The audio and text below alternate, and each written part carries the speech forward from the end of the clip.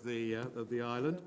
But I'm delighted that this morning Sir Lindsay Hoyle, the Speaker of the House of Commons, is able to join us this morning and to offer his welcome to the delegation. So, Sir Lindsay, the floor is yours. Thank you. Can I just first of all say welcome to Parliament, and I'm pleased at least the food was good last night. The venue was excellent, I was told by Sir Oliver, so that's the main thing. But may I say to you, your co-chair, and to all the members of the European Parliament delegation, thank you for coming to Westminster to attend this plenary session. You're most welcome. Welcome to some old friends now representing the devolved legislatures, some new ones among the observers to this assembly. I'm sorry that I was not able to join you last night for your dinner, but I hope that you've all had a good time and made the most of the opportunity to get to know one another a little more. And what I would say is, and I've just said to Sir Oliver, I'm sure that we should be able to put something on next year within Speaker's House, and I think that will be a warm welcome to meet you all. And I know that from the formal discussions that you have in this formal setting are very important, and it's good to see so many of you here taking part in debates on a vital subject such as energy cooperation, the future relationship between the United Kingdom and the European Union in so many areas, holding both the UK government to account and the European Commission to account. However, it is the informal conversations that you have in the margins of the meeting, such as this really is the part that brings people together and start to build those relationships which are so powerful and can lead to real results. I've been following very closely the development of this Assembly since it was first suggested, and there's a real pleasure to see that it's not only become a reality, but that it is finding its feet, trying new things. I know that yesterday you agreed a recommendation for the first time and also experimented with breakout groups. Later today, you're looking at ways to link the PPA with the civil society and devolved legislatures within the United Kingdom. I'm sure that will be a really interesting discussion and that some good ideas will emerge. So can I say, I do look forward to hearing the outcome of your debates, watching the Assembly as it develops. A strong relationship between the UK and the EU is especially important in these times. I'm delighted to mark the contribution that Lords, MPs from Westminster and members of the European Parliament are making to that relationship. So I do wish you well, and as I say, I'm sure that if you weren't here, things would not be moving forward, because as I say, it's that informal relationship that will really build the future, a platform that we need. It's not just about respect, it's about coming together, and I know that you'll deliver that for us. So can I say thank you, and please enjoy the rest of the session. Thank you very much. Thank you.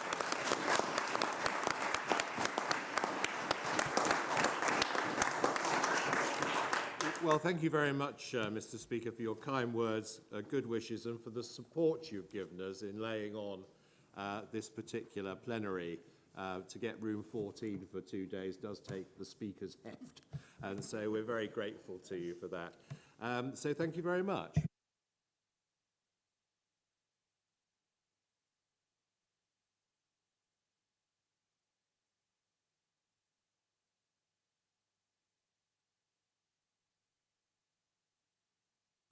You're on now, Natalie, I think. Well, good morning, all of you. I will switch to my mother tongue and report on the breakout groups. As you know, yesterday we organised 3 discussion groups, and having heard you yesterday evening, I know that they were very useful and fruitful, and that we should continue with that format in the future. A note was distributed for this morning with a draft letter to be sent to the Partnership Council asking questions about key points that were raised in the breakout groups. Now, of course, we don't need to ask the plenary to approve all the points raised in the letter, but we would like to hear the opinion of the Partnership Council. I will ask the chair of each breakout group to speak about their work. We will start first of all with Hilary Benn, if he's here. I can't see him. Oh yes, pardon, excusez-moi. There you are. So the floor goes to Hilary Benn. Thank you very much indeed. colleagues. The Touring Artists Working Group had a really interesting and informative discussion. I must say, speaking personally, I think the breakout groups are a wonderful addition to the work of the PPA because it allowed us to get into the detail. Now, everybody knows how important music and the arts are to all of our lives, and we should be encouraging exchanges rather than making them more difficult. And we noted that in the TCA negotiations, there were discussions about an agreement on touring artists, but nothing came of them. And afterwards, each side blamed the other for the failure to agree anything. Now, this is creating problems, although some member states have agreed bilateral rules with the UK to try and make life easier. But the problems that were highlighted in the group include getting visas and the cost of them, the rules on cabotage, that's to do with trucks moving around Europe, carnets, being able to take and sell merchandise, and that is often very important for artists who may not get paid a lot for the concert, but make money by selling T-shirts and what else, their discs, and the CITES regulations, which, as you know, cover trade in endangered species. There are some old or valuable musical instruments that may have certain items on them that are covered by CITES, and those who have them worry that if they haven't got the right certificate, their instrument may be impounded by over-enthusiastic customs officials, and we heard one or two alarming stories about that. We should also remember that when we talk about artists, we're also talking about roadies, set designers, makeup artists, photographers, lighting and sound engineers, because nobody can tour apart from the small bands or one-person show without a lot of people supporting them. And these problems are especially difficult for young and emerging artists who have neither the money nor the capacity to pay for visas or to fill in loads of forms. Now, the working group was unanimous in saying that we would like the Partnership Council to negotiate a comprehensive agreement to allow artists to tour freely in the EU and the UK. In other words, to go back to where we were before 2016. But we do recognise that in the meantime, that may take a bit of doing. So we talked about steps, potentially, that could be taken along the way. And working group members made a number of really interesting and important suggestions. For example, allowing young and emerging artists to travel freely for the purposes of performing. And I note that the Citizens' Rights Working Group has made a suggestion about a general youth mobility scheme. So great minds are thinking alike. Could we simplify the rules and the requirements for those artists who, for example, can show, well, I've got a booking or I've got a concert coming up, or who are sponsored by a recognised arts organisation, or easier rules for emerging artists for whom life is more difficult. An exemption from cabotage for trucks carrying equipment. It could be an opera company, it could be a theatre company, it could be a orchestra that are doing multi-city, multi-country tours. Because some of the big organisations, they have a specialist truck that is built just for them. And to say after 3 stops, everything's got to come out and go into another vehicle that you are renting in France or Germany or Greece is a bit of a problem.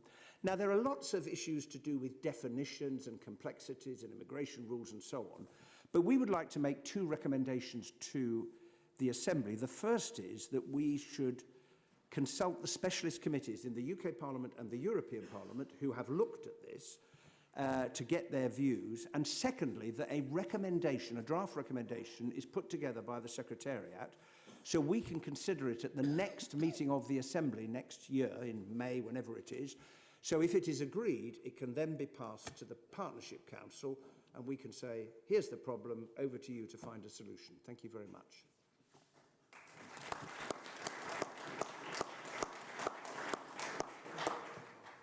Merci, Hilary Ben. Thank you, Hilary Ben. I will now give the floor to Lord Kinnoul to talk about citizen rights. Thank you also to all those who arrived in room 20 yesterday to discuss citizens' rights. We were quite a wide bunch of people, and we had members of the PPA from both the European Parliament and Westminster, and we had interest groups, and we had very active and interesting members of the devolved administrations. I'm grateful to everyone who spoke there. We had a fascinating hour and a half, much like the experience that Hilary was just describing. And we also went considerably beyond the narrow issues that are considered within the current agreements between the UK and the EU. And in that width, we include looking forward a bit into the future of how things in citizens' rights could develop. We came up with quite a long list of things that we agreed as a bunch of people were conclusions that we would like to enact. And it's quite difficult to distill those down into just 4 bullet points. And not everything got there, and I'll explain what will happen to that afterwards. But the 4 bullet points were very interesting. And I think the order is correct, and I'm sure that people will from room 20 will correct me if it's not. But the first was the overall statement that there should be no diminution in citizens' rights going forward. And I think that that is a very important underlying principle, and it can never be stated often enough. But in the various discussions over various things at the moment, that can be a problem. And we particularly noted the democratic deficit problem in Northern Ireland and the need to have particular regard to that underlying principle as that is considered. The second and important thing that was considered was the EU settlement scheme. Now, the balance in citizens' rights terms was just over 6 million European Union citizens were living in the UK at the moment of Brexit, and about 1.1, 1.2 million UK citizens were living in the EU 27. So the EU settlement scheme covers 80% plus of the affected citizens that we need to cater for. And there are a number of open issues on that scheme. There's actually a very large number of open issues, but many of them apply to very small numbers of people, and they're being dealt with by something which I'll come to later. But in particular, we felt that the pre-settled status needed in some way to be automated, and so that people didn't have to go through all the hurdles again of the settlement scheme in order to convert themselves into permanently settled people. And I think that does need to be looked at, and we certainly are asking for the Partnership Council to write back to us on that issue. There were also issues to do with travel that were brought up rather touchingly, and we will get information on that. The second issue is the fact that the settlement scheme gives no physical evidence that you have achieved the settled status. You only have a bit of computer code on an email.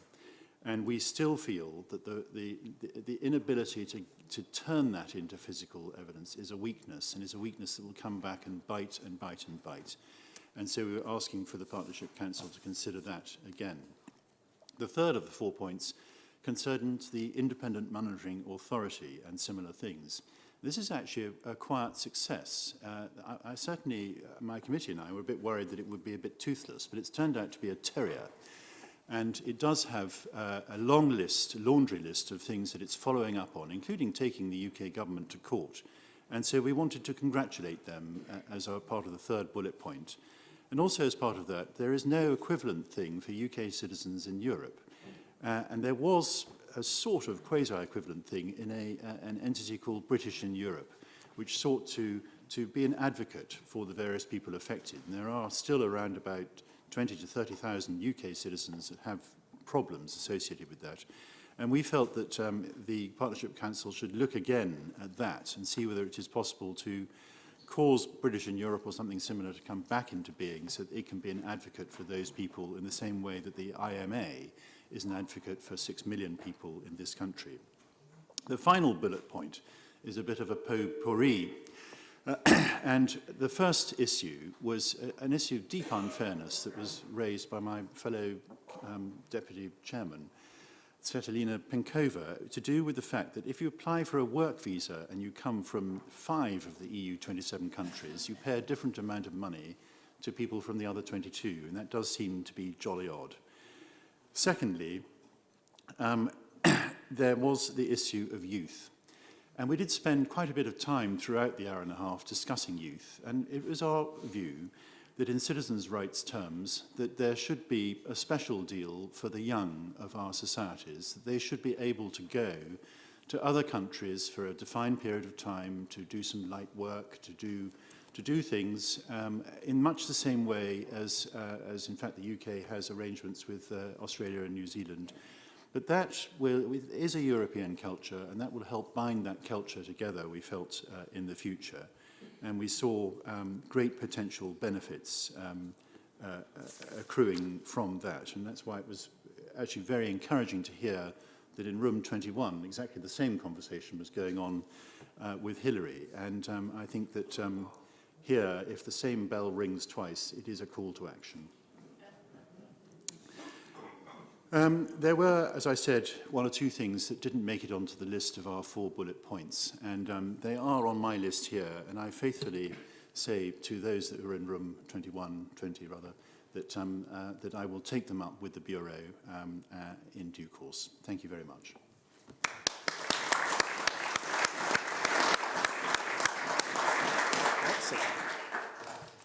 Merci beaucoup, Lord Kinnoll.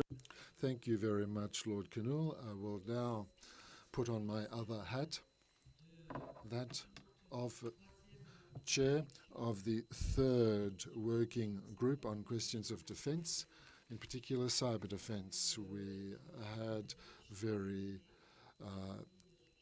lively discussions. An hour and a half wasn't really long enough to tackle all of the issues we wished to tackle.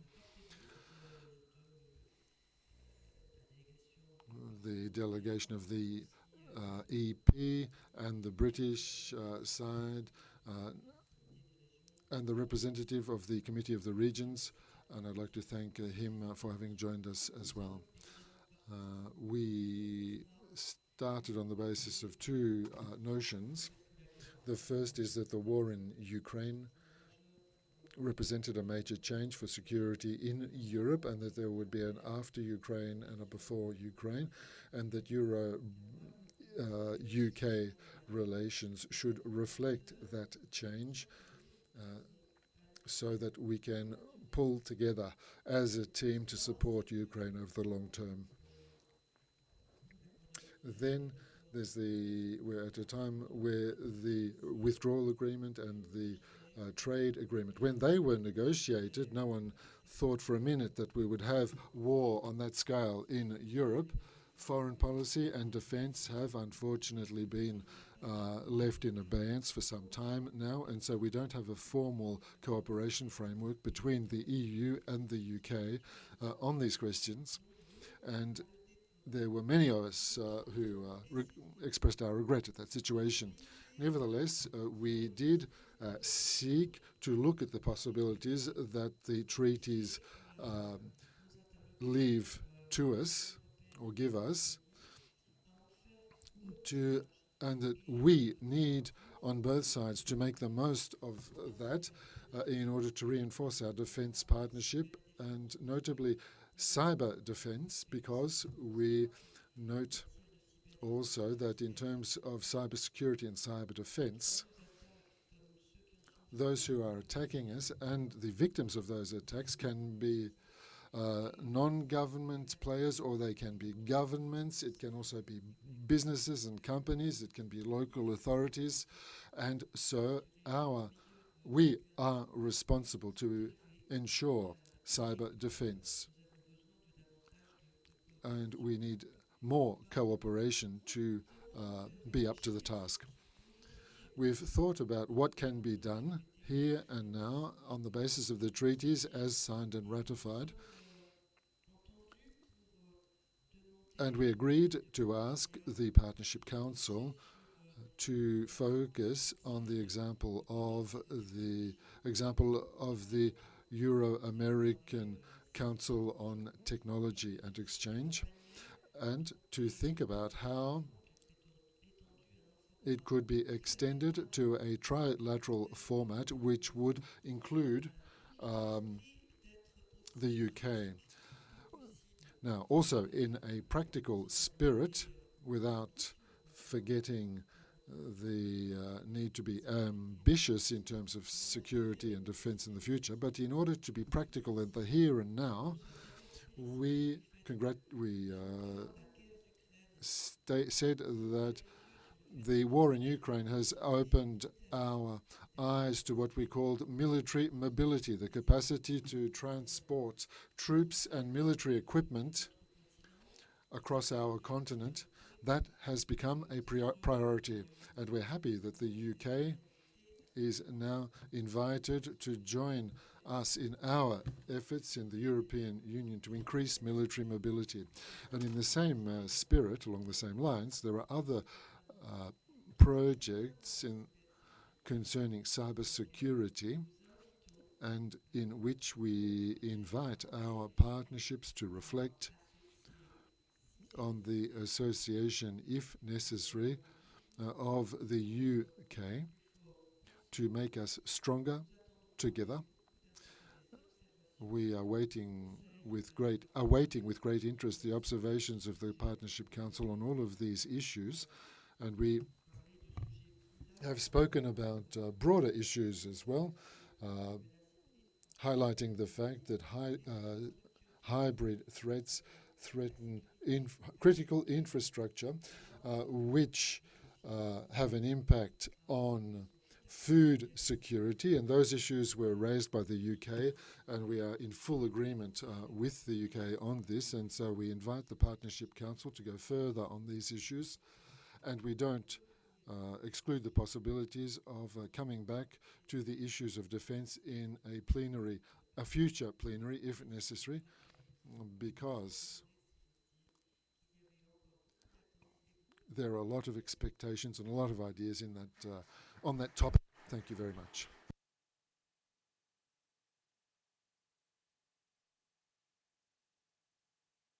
Aussi, est-ce que je peux demander à l'Assemblée? May I also ask this plenary assembly to accept that the letter that has been distributed to you be sent to the Partnership Council so that they can give us their observations? If everyone agrees, and I can see no objections here, the letter will then be sent. I now hand over the floor to Sir Oliver. Thank you. I don't think there was any objection to the letter, and so we're on to the next item. We'll just need a moment to reorder the table.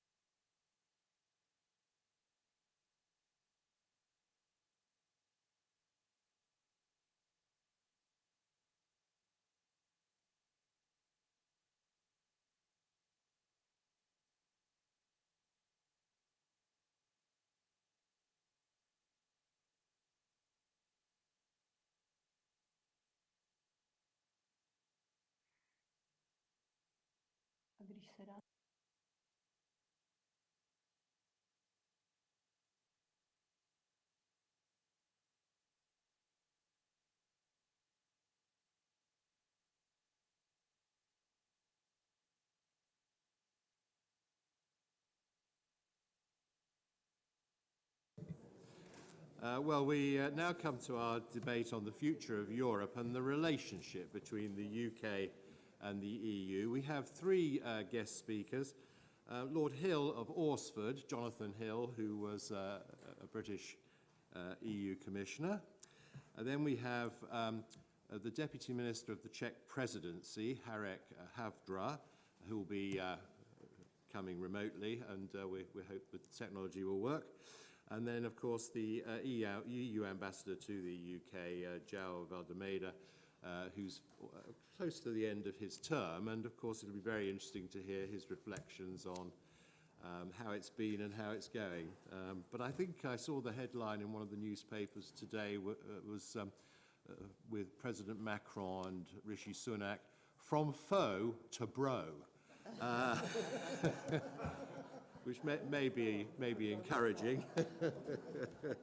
But so can I give the floor first of all to Jonathan Hill, Lord Hill. The floor is yours. Oliver, thank you, and good morning, everybody. It's very good to be here. It's very good to see João, who's having the longest farewell from London that I can remember. I think we have another farewell lunch for you next week at the Irish Embassy. But Oliver, when he invited me, asked to try and say a few words about the future of the relationship. To talk about the future, I'm afraid I'm first of all going to have to say something about the past, not because I want to refight the old battles, but because I think it's important that we learn from them. Because if we don't understand what's gone wrong in our relationship, then I think we are doomed to keep on making the same mistakes in the future. So I think that in the days after the referendum, there were two fatal patterns of behaviour that established themselves, and patterns of behaviour from which we have not yet been able to escape. First, on the British side, there was a refusal to accept that if we left the EU, we would automatically face a series of choices and of trade-offs. All of you in this room, every politician knows that when you change policy, there are always winners and losers. And for 40 years, the UK had deliberately been entwining itself with the EU. So Brexit was obviously going to lead to a huge change with lots of winners and losers and lots of difficult trade-offs to manage. So it was a moment that called for honesty and leadership. Yet from the moment that Theresa May, our then Prime Minister, said that the UK would end free movement of people, but we could also stay in the single market, we've not had honesty, but successive waves of wishful thinking. And this lack of reality and the way in which our relations with Europe became completely subordinated to our domestic politics had another harmful effect, because it led to a blame game. And if British politicians had claimed that leaving the EU would be really simple and it would take weeks, not months, then when that didn't happen, it was obviously someone else's fault. The Commission, the French, Mrs. Merkel's failure to ride to our rescue. And that in turn made it easy on the European side for them to indulge in mutual recrimination and blame the Brits. So while I think that a lot of responsibility for the breakdown in relations clearly lies in the UK, I said earlier that I think there were two fatal patterns of behaviour. The second, and I hesitate to say this in these terms in this room, but I'm going to say it, was that the European side also failed to rise to the occasion. They engaged in their own version of wishful thinking. Old colleagues said the UK will see the error of its ways. We'd hold another referendum. Member states palmed off the problem to the Commission, which quickly settled into the reassuring tramlines of a trade negotiation. What was completely absent back in 2016 was any attempt to understand, really to understand, what had happened in the UK. There was no reflection as to whether the EU itself had done anything that had contributed to the UK leaving. But above all, there was no serious strategic thinking about what a new long-term relationship with Britain might involve. What do you do with a big neighbour on your border, which is not just a big defence player, but which has a major financial sector on which Europe's economy had come to depend for flows of capital to its businesses? As a minister who was involved in the negotiations over the separation of Czechoslovakia said to me once, if you start by being honest about all the things that you're going to lose, you're more likely to be able to save what is worth preserving. Unfortunately, instead of us talking about the things we had in common, we rapidly fell into the narcissism of small differences. And that really is where things largely still stand today. Yet while the UK and the EU squabble and cut off our nose to spite our face, the case for European unity is greater than at any time in the last 40 years. The invasion of Ukraine has surely reminded us all, not just that our security and defence interests are aligned, but that we share the same fundamental values. On energy, on environment, on climate change, we stand on the same side. On human rights, on employment rights, on food safety, data privacy, a whole range of social policies.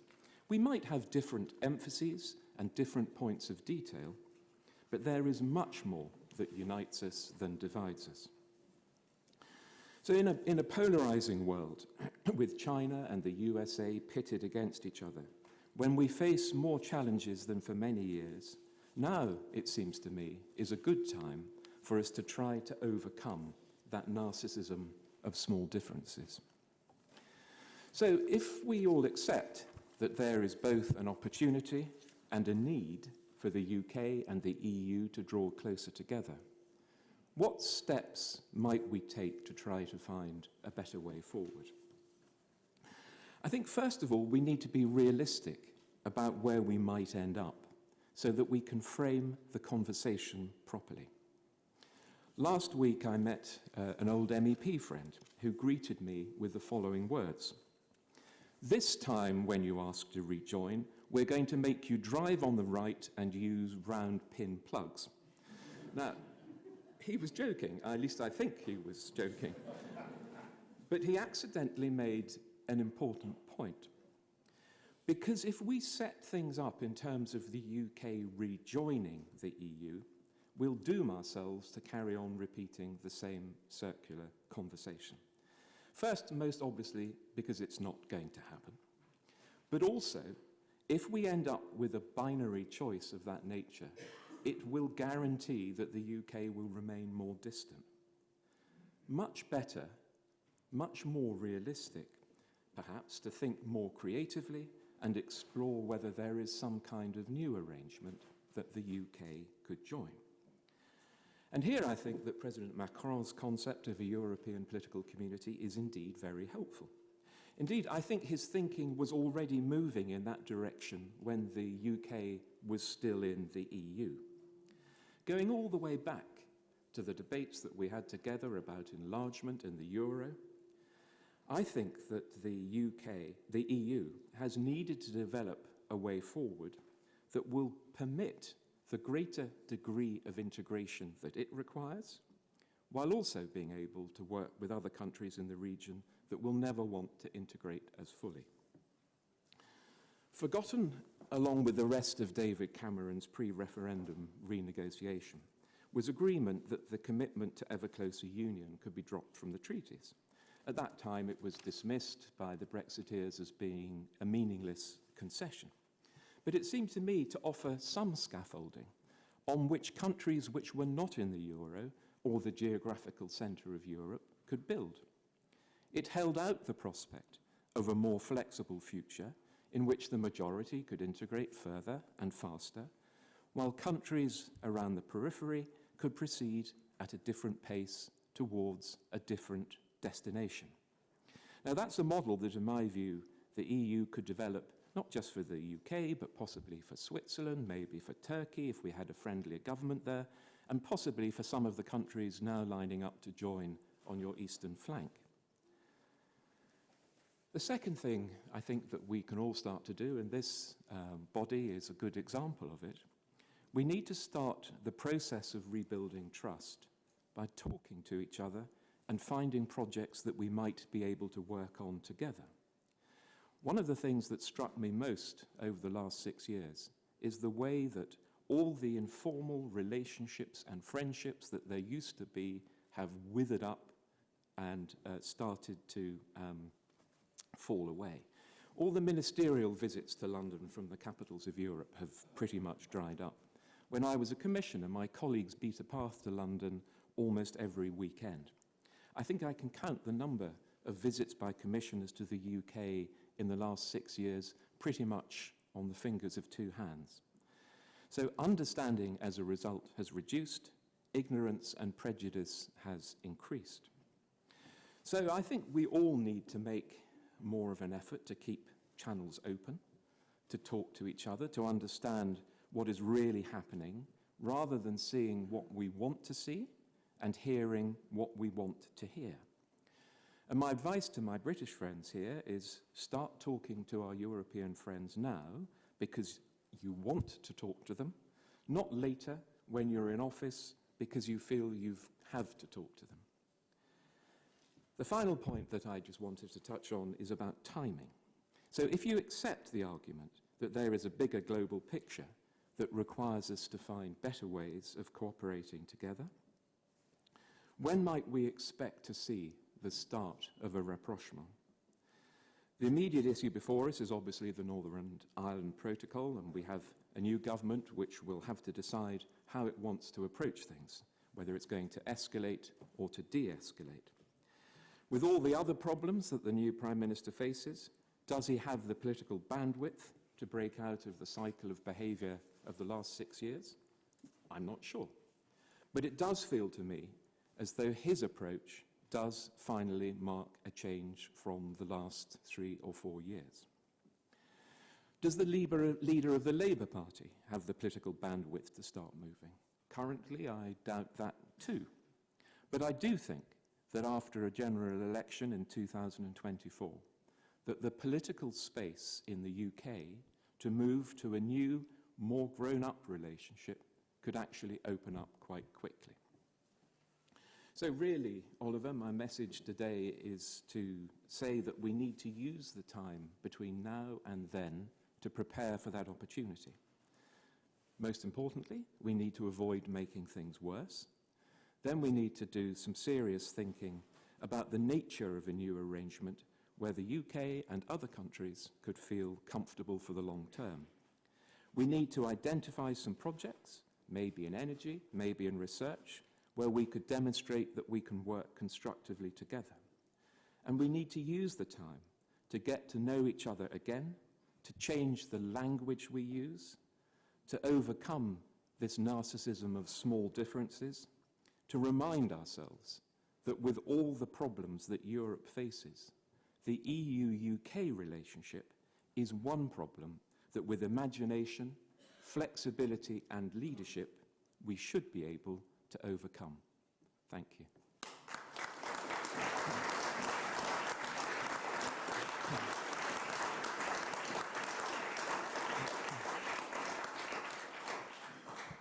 Well, Jonathan, thank you so much. And we have another contribution now from the Czech presidency. The Deputy Minister Harek Havrad is to speak to us. And of course, they hosted the meeting of the European political community, which you mentioned in your remarks. So, are you there? I give you the floor. Hello. Thank you very much. Good morning, everyone. It's a great pleasure to be here with you this morning. First of all, let me excuse my minister, Mikuláš Bek, for not being able to be with you. He has to deal with other obligations due to our presidency. The UK is and always been for us and the whole EU very close natural partner, and we hope that we can overcome present disharmony in our relations through joint efforts based on honoring the commitments stemming from international law. The constructive, mutually beneficial relationship is even more significant in the current times of instability and crisis caused by the Russian unprovoked military aggression against Ukraine. We deeply value the British unwavering willingness to contribute to peace and security in Europe, which has been translated into tangible steps, such as helping Ukraine in the fight against Russian aggression. We consider defense and security as one of the areas where our goals converge, creating a fertile ground for mutually beneficial cooperation. The Czech presidency welcomes the privilege to contribute to the discussion on the future of Europe and the future relationship between the EU and the UK. We are convinced that dialogue is the most preferable way to overcome any contentious issues and lay the ground for favorable setup of the new relationship. At the same time, the Czech presidency has been always fully aware of its position as an impartial and honest broker of its main task in the context of the EU-UK relationship. And it is to foster the EU unity and oversee the proper implementation of the agreements. This is why in the context of the withdrawal agreement and the protocol on Ireland and Northern Ireland, we support the Commission's effort to identify solutions that can lead to stability, legal certainty, and respect for commitments under international law. In line with that, we appreciate the continuation of the negotiations and the implementations of the withdrawal agreement. We deeply believe that the new composed British government can create new momentum, leading to constructive nature of the ongoing talks and successful development of the new relationship. We appreciate that the implementation of the Trade and Cooperation Agreement is carried out without major difficulties.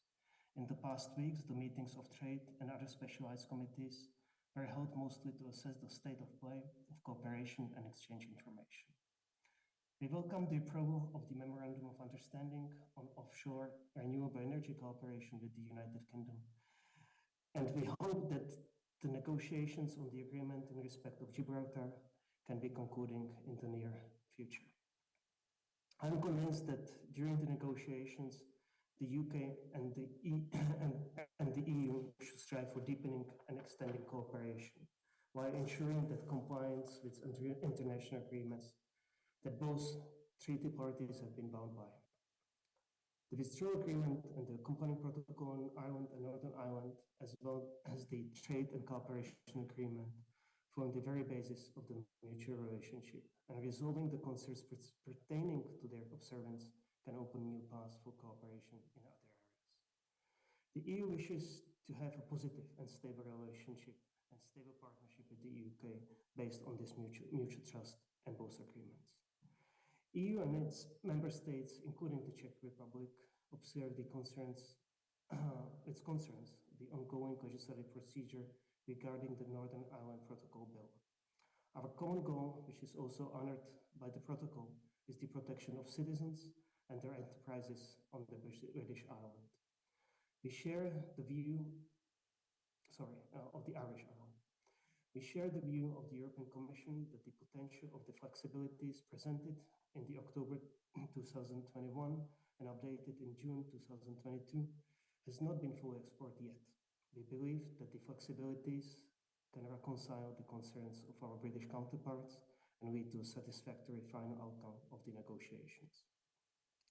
As the UK association with the Union's programs is concerned, we need to look at it comprehensively. Even so, EU-UK cooperation would be welcome, and I can really assert it from our position and from the position of Minister Beck, especially in the area of science and research and development, as he is the former vice rector of the Maastricht University. But unfortunately, everything is part of the larger whole, and we need to see progress in respecting the UK's obligations stemming from the EU-UK agreements. As been just mentioned, it is really important to identify projects where we can work constructively together. Apart energy, I believe that the discussions and common approach to governance at the global level of the new technologies, which would be based on the values we share, is another area where we could cooperate productively. Let me conclude with a few remarks on the European political community. The first meeting of the European political community took place in Prague on the 6th of October. The aim of this initiative was to offer a platform for political coordination and dialogue at the leaders' level. The presidency was proud to host an event that brought together leaders from European countries with whom the EU has close relationship, and to do this on an equal footing and a spirit of unity, which we so much need in the current situation of the war on our continent. The aim was not to replace existing organizations or structures or processes, not to create new institutional structures. It is not an EU-led process and does not replace our complement to the EU's neighborhood and enlargement policy. The EPC is of a strictly intergovernmental nature. The EPC should foster the political dialogue and cooperation to address issues of common interest so as to strengthen the security, stability and prosperity of the European continent and devise common solutions for common challenges based on the values we all share. Leaders' discussions in Prague had the format of plenary sessions and roundtables and focus on peace and security, especially in the context of the Russian war of aggression and the energy crisis, and as well the current economic situation. Leaders decided that the next EPC meetings would take place in Moldova, then in Spain in 2023, and in the United Kingdom in 2024. Thank you very much for your attention. Thank you very much.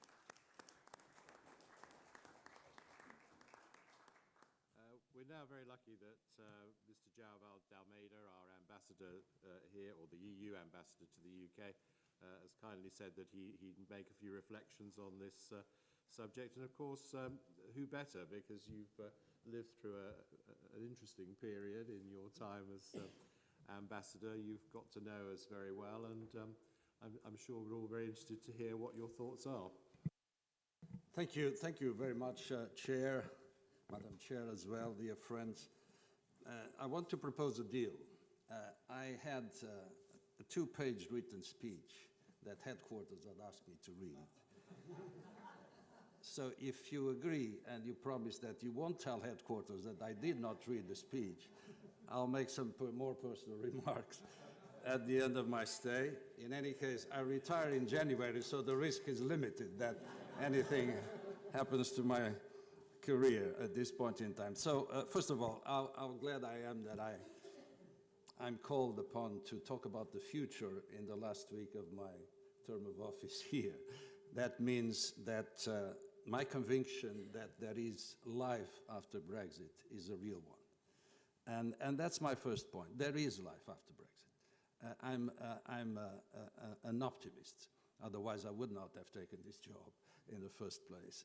So let me share a very few remarks about the way I see things and the way I think it's so important that people like you don't lose faith in this relationship, that we keep working for it to work as it should be, in spite of Brexit, in full respect of Brexit, but trying to find ways around Brexit that we can, in that way, further promote our common values and further enhance our capacity to achieve our common goals. And God knows there are challenges around us today. Let me start by saying that I'm very encouraged by, as the chair was saying, today's headlines. I'm very encouraged also by the quality of the exchanges that have happened since the Prime Minister took office with some of our leaders, including Mrs. von der Leyen. They had two conversations already, one on the phone and one presential in Sharm el-Sheikh. This is absolutely crucial. I could not agree more with my good friend Jonathan, with whom I've been sharing lunches and dinners. About long farewells, there are two options. Either people really want to see you out and make sure that you go, or somehow they would like you to stay a little bit longer. So as an optimist, I take the second explanation for the long farewell. But Jonathan made a very important point. And I noticed this, and I suffered from it in the last almost 3 years here. Leaders were not talking. Leaders were not meeting. And if there is a secret for the success of the European Union, is that they meet a lot, they talk a lot. Sometimes you say, well, these long meetings finishing 5 in the morning, 6 in the morning, it's better that they fight and discuss communiques than they fight on the trenches of 2 world wars as we had in the past. If this is the price to pay for peace, let them have meetings, long meetings, also with members of the European Parliament who are experts in extracting the most out of the other institutions through very, very long meetings. This is the price, the small price to pay for peace. And if there is one thing I've been missing in the last 3 years, is that the leaders were not speaking enough, meeting enough. And that's the result of Brexit, because, of course, you are no longer in the process of decision-making in the EU. We need to replace that by other ways of communicating. That's why I'm encouraged by what I have seen in the last couple of days. Second point, and let me be very clear about this, once again, as Maros Šefčovič was yesterday, and the Minister as well. We need to restore trust. So how do we restore trust? First of all, by having people talking, meeting. I mean, your Prime Minister, because of his previous function, does not necessarily know our leaders. Our leaders do not necessarily know Rishi Sunak. That's normal. That conversation needs to take place. I'm very happy that he went to Sharm el-Sheikh, not only for climate change reasons, but also because these gatherings allow these kind of meetings to pursue. But there's more than that in order to rebuild trust. And I need to go back to the Northern Ireland Protocol. And when I hear some people say, well, this is peanuts compared to missiles over Ukraine, I agree, obviously, the suffering of the Ukrainian people, the way that the Russian regime and President Putin unprovokedly attacked Ukraine is a major issue, it's a fundamental issue for our generation, for our age. But it's equally important that the EU and the UK are able to work together to push back President Putin, to address the challenge of China, to work better with the United States, to address the issues of our neighborhood, our common security, climate change, of course, energy security, you name it. For that, we need trust. Trust cannot happen. Trust cannot be restored in the present context if we don't sort out the Northern Ireland Protocol issue. So please don't treat it as a side issue. Treat it as a central issue to allow us to deal with even more important issues and allow us to create the conditions for our cooperation to work. I also agree on the issue of vision. And I can be self-critical of the European Union as well, as Jonathan was of the British situation. I think we both lack a vision for the future. We have both been too much entangled into disentangling after Brexit and addressing the terms of our divorce. I think we are still in post-traumatic stress disorder territory, to be very frank. We are maybe coming out of it, I hope we are, but we are still there. So we need to be able, in the next weeks and months and years, to develop this common vision of where we're going. And I think this deficit needs to urgently be addressed. The other point, following on what the breakout groups have identified, I think there are ways within the present context to look at pragmatic and practical ways to maximize the impact or to use the full potential of the withdrawal agreement and the TCA. And I'm very glad to see all these mechanisms of the TCA working.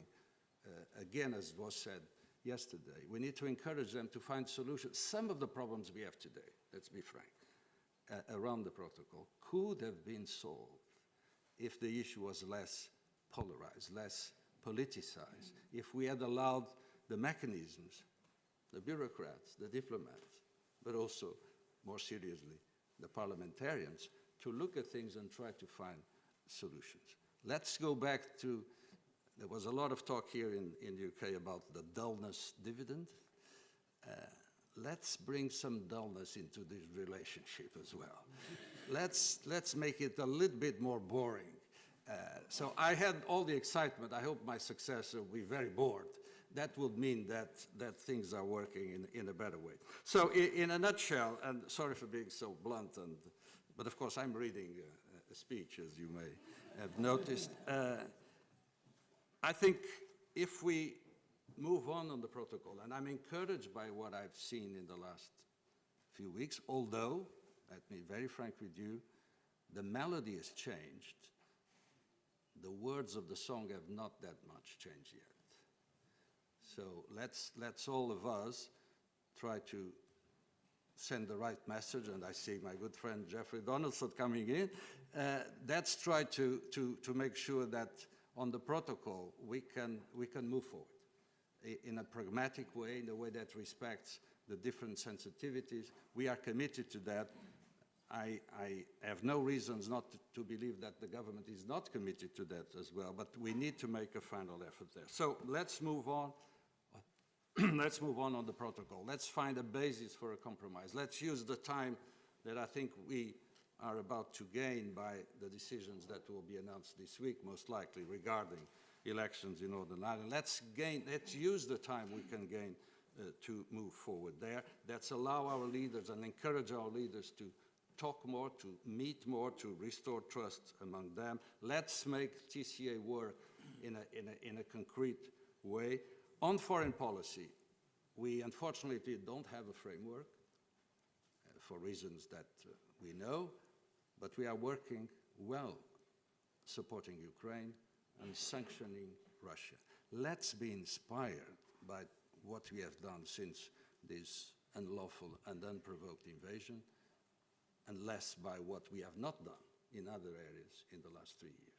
So if you take inspiration from there, I think we'll get the notion of what is necessary to do. And last but not least, let's work to develop a vision for the future. I think we have a number of elements that could inspire us, from the strategic compass in the European Union to the integrated review that is being reviewed in the UK, and I've been talking to John Buell along these lines. I hope that the reviewed integrated review will attach a greater deal of importance and relevance to cooperation with Europe and in Europe than the previous one, and in doing so, also working out with our American friends. I heard some interesting ideas from your breakout groups about trilateral cooperation in areas of common interest.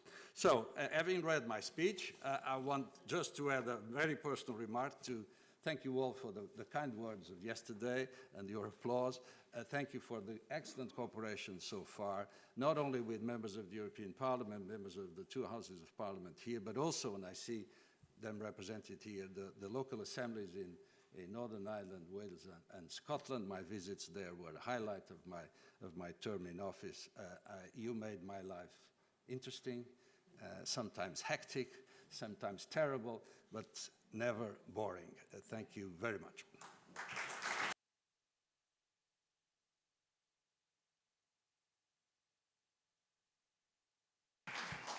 Well, Mr. Ambassador, thank you so much for that speech, and also for your service, which has been not in an easy period, but has always been done with great diplomacy and a little bit of humour as well. And we won't tell on you about not reading the full speech, something we agree with. So thank you very much indeed, and I wonder if Natalie would like to make a comment. Thank you, Oliver. I couldn't agree to what Jonathan Hill and the Czech presidency and dear de Almeida just said, and for you to always kind of final bouquet to be present in Westminster for hoping for a boring future. But I'm sure that we are good enough at making it interesting anyway. I would just like to add a few remarks. Indeed, we know that the UK rejoining the EU will not happen anytime soon. Don't blame us for regretting it, and believe me, we'll miss you in the European Parliament. But we know that Brexit means Brexit, and we have to deal with it. We do need to build mutual trust. All of you mentioned it. And to do it fast. Because contrary to what we might think, we have only done the easy part so far. Our regulations are still pretty much online, and they are going to diverge. A number of grace periods are still in place, and it will probably not last forever. So we have seen little of what Brexit really means. Trust, goodwill are what is mostly needed to make things work. The specificity of the agreements we signed together after Brexit is unprecedented. We did our best efforts to organize a looser relationship than the one we enjoyed before. No surprise that this very unusual way of organizing our partnership didn't find its space all of a sudden. But I think it's really time to be serious. War has come back to Europe, and it's not only Ukraine which suffers from a full-scale invasion. All our democracies are under attack and suffer from foreign interferences designed at dividing us and weakening us. Teaming up together is what the European political community can be about. The first meeting was a success, and we have to dig deeper to really make it work, because we definitely need it. And in this changing world, the EU has to change dramatically as well. We need strong reforms within the EU in order to be able to welcome new member states, such as Ukraine, Moldova, countries in the Western Balkans, and to be able to deal with important partners like the UK. The EU in the coming years and decades will be quite different from the current EU. I'm convinced about it. So as usual, I'm an optimist, but let's not take our strong partnership for a given. We might very well drift away from one another if we don't pay sufficient attention. So political leadership, political vision, political courage. We learned about what it meant reading or watching movies about Churchill. So this is the place to ask for more political leadership, more political vision, more political courage on all sides, and at a very humble level, we might contribute for this. Thank you.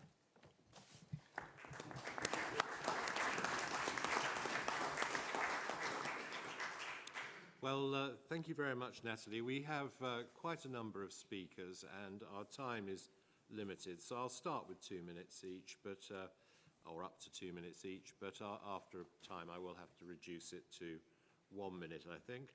And the first speaker is Sean Kelly.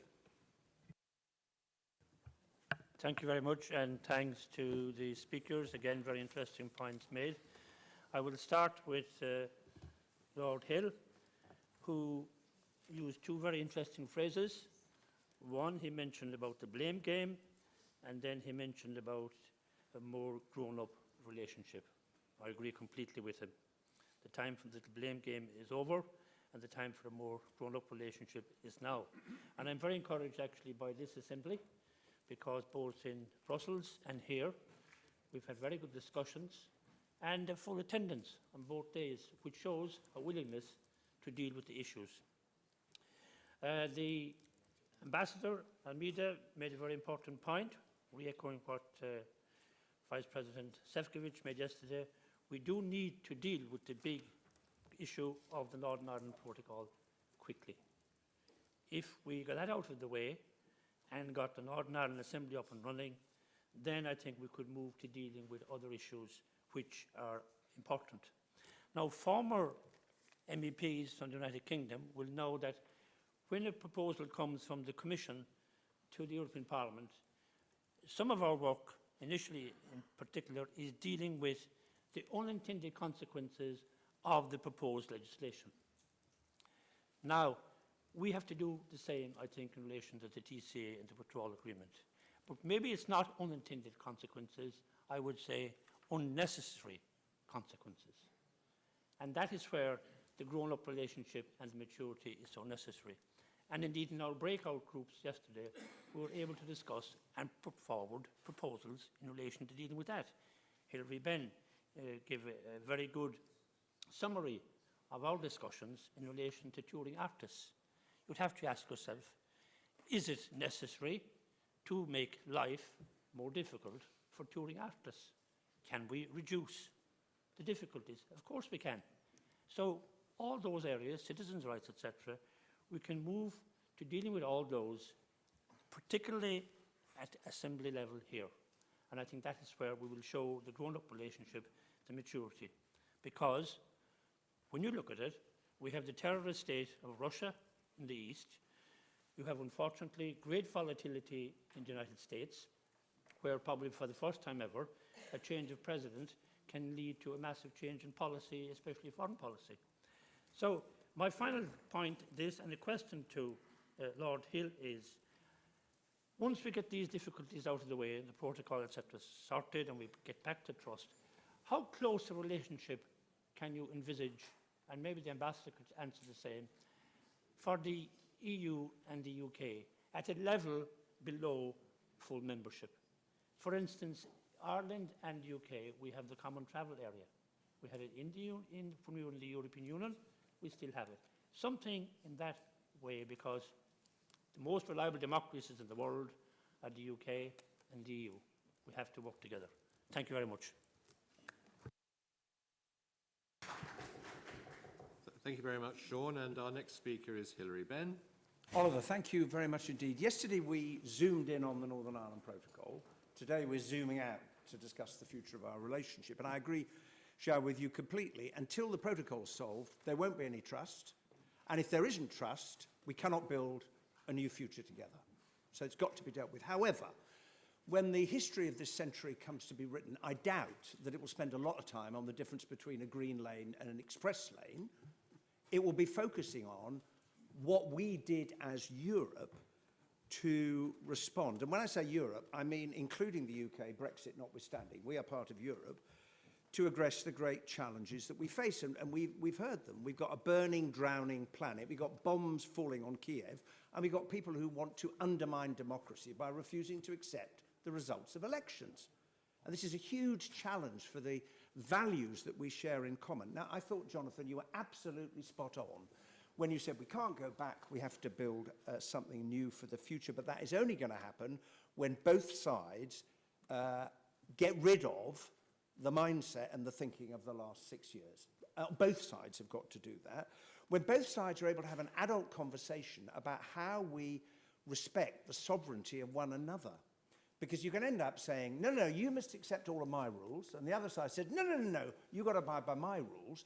So how do we debate sensibly equivalence versus alignment? And I think, you know, the European political community is a really encouraging step forward. I very much welcome the fact that the UK was present there. And I do believe that a European Union of the future should be capable of accommodating different types and degrees of cooperation. And I long for the day when here in the UK we can start that discussion and negotiation so we can build something that is positive and new and different, because that is the task that we all face. And I think the Assembly can play a really important part in that. Thank you. Thank you very much. And the next speaker from the S&D Group is Mr. Thies Rutten. Thank you, Sir Oliver, and thank you, honourable guest speakers. From the very start, the explicit wish of my political group in the European Parliament was to have an ambitious, broad, deep and flexible partnership with our friends in the UK. And that is what is the greatest interest, I think, of the people of Northern Ireland, of Great Britain and of the European Union. But, as has been said many times already today and yesterday, such a relationship requires trust, and that is exactly what has been lacking. And it's blatantly clear we need each other as strong friends and partners. And I agree with Lord Hill that if the barbaric Russian invasion of Ukraine has speeded up one thing, it is the realization of the strategic necessity of this unique new relationship. And the UK's active participation in the European political community is a welcome sign at a time when the UK and EU need each other most. So was also the vote last month to admit the UK to the PESCO military mobility project. And that is what we need more of. And some of our member states could take a cue even from the UK's resolute support for Ukraine's defense and full liberation. But we need a deeper strategic foreign policy and defense cooperation, because our shared values, as also has been said by Lord Hill, our shared values and interests are crystal clear. Competition is good for neither of us. And neither is the so-called bilateralization of relations between the UK and individual EU member states. The many global threats, from Russia's invasion of Ukraine to the destabilization of other European states, to China's increasing assertiveness, require our closest cooperation. We are on the same side.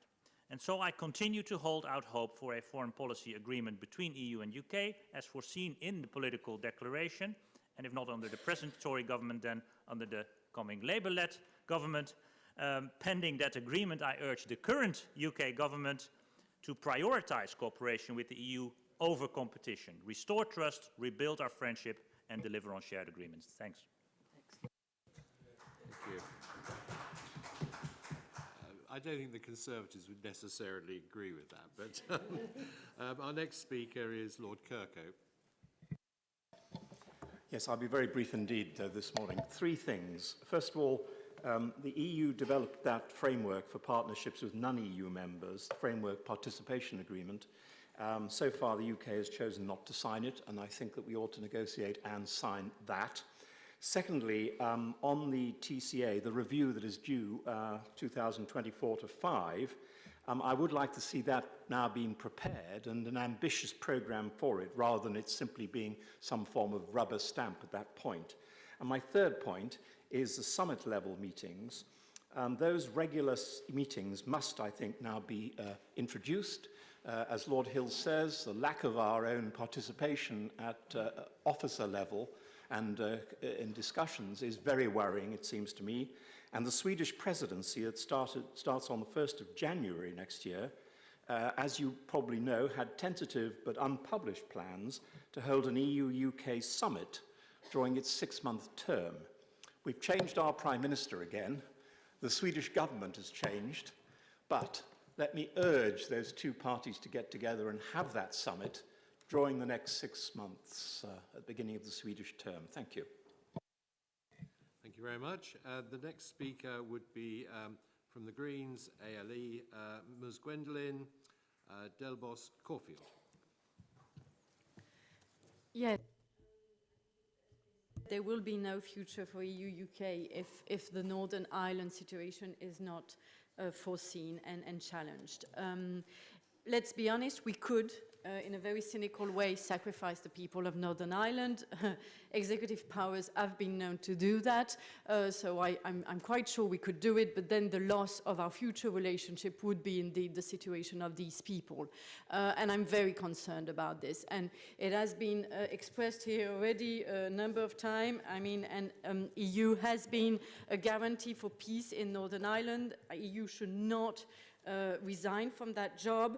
EU also needs to still engage in dialogue, and I was in Belfast a few weeks ago, and I was amazed at the fact that they were so happy to see an MEP and just to discuss. And I think that we need this place of discussion. It is one of the very technical, simple things that we can do. There is, of course, the question of the border, the goods, a fulfilling, efficient, devolved government, which is not in our hands.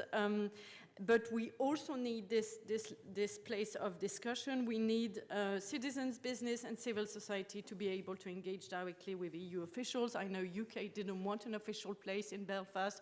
What could we invent that is not something that would feel like an offense to UK government, but would be a place where simple discussions can be done? A number of Irish citizens, Northern Ireland citizens, are also EU citizens, so it's also their complete right to have this place of discussion. We have seen for the business world that sometimes it was simple adjustments that were needed, and they just had difficulties to get the information through. It's quite amazing. And it's also the case for a number of civil organizations, citizens, academics, and all of this. These people were EU citizens. From one day to the other, they were not anymore, and we need a place to engage. So I think that that would be an easy thing that we could do, have an EU office that would fill the gap left by the closure of the EU Commission's office in Belfast. Thank you. Thank you very much. And the next speaker is Sir Tony Lloyd. Thank you, Oliver.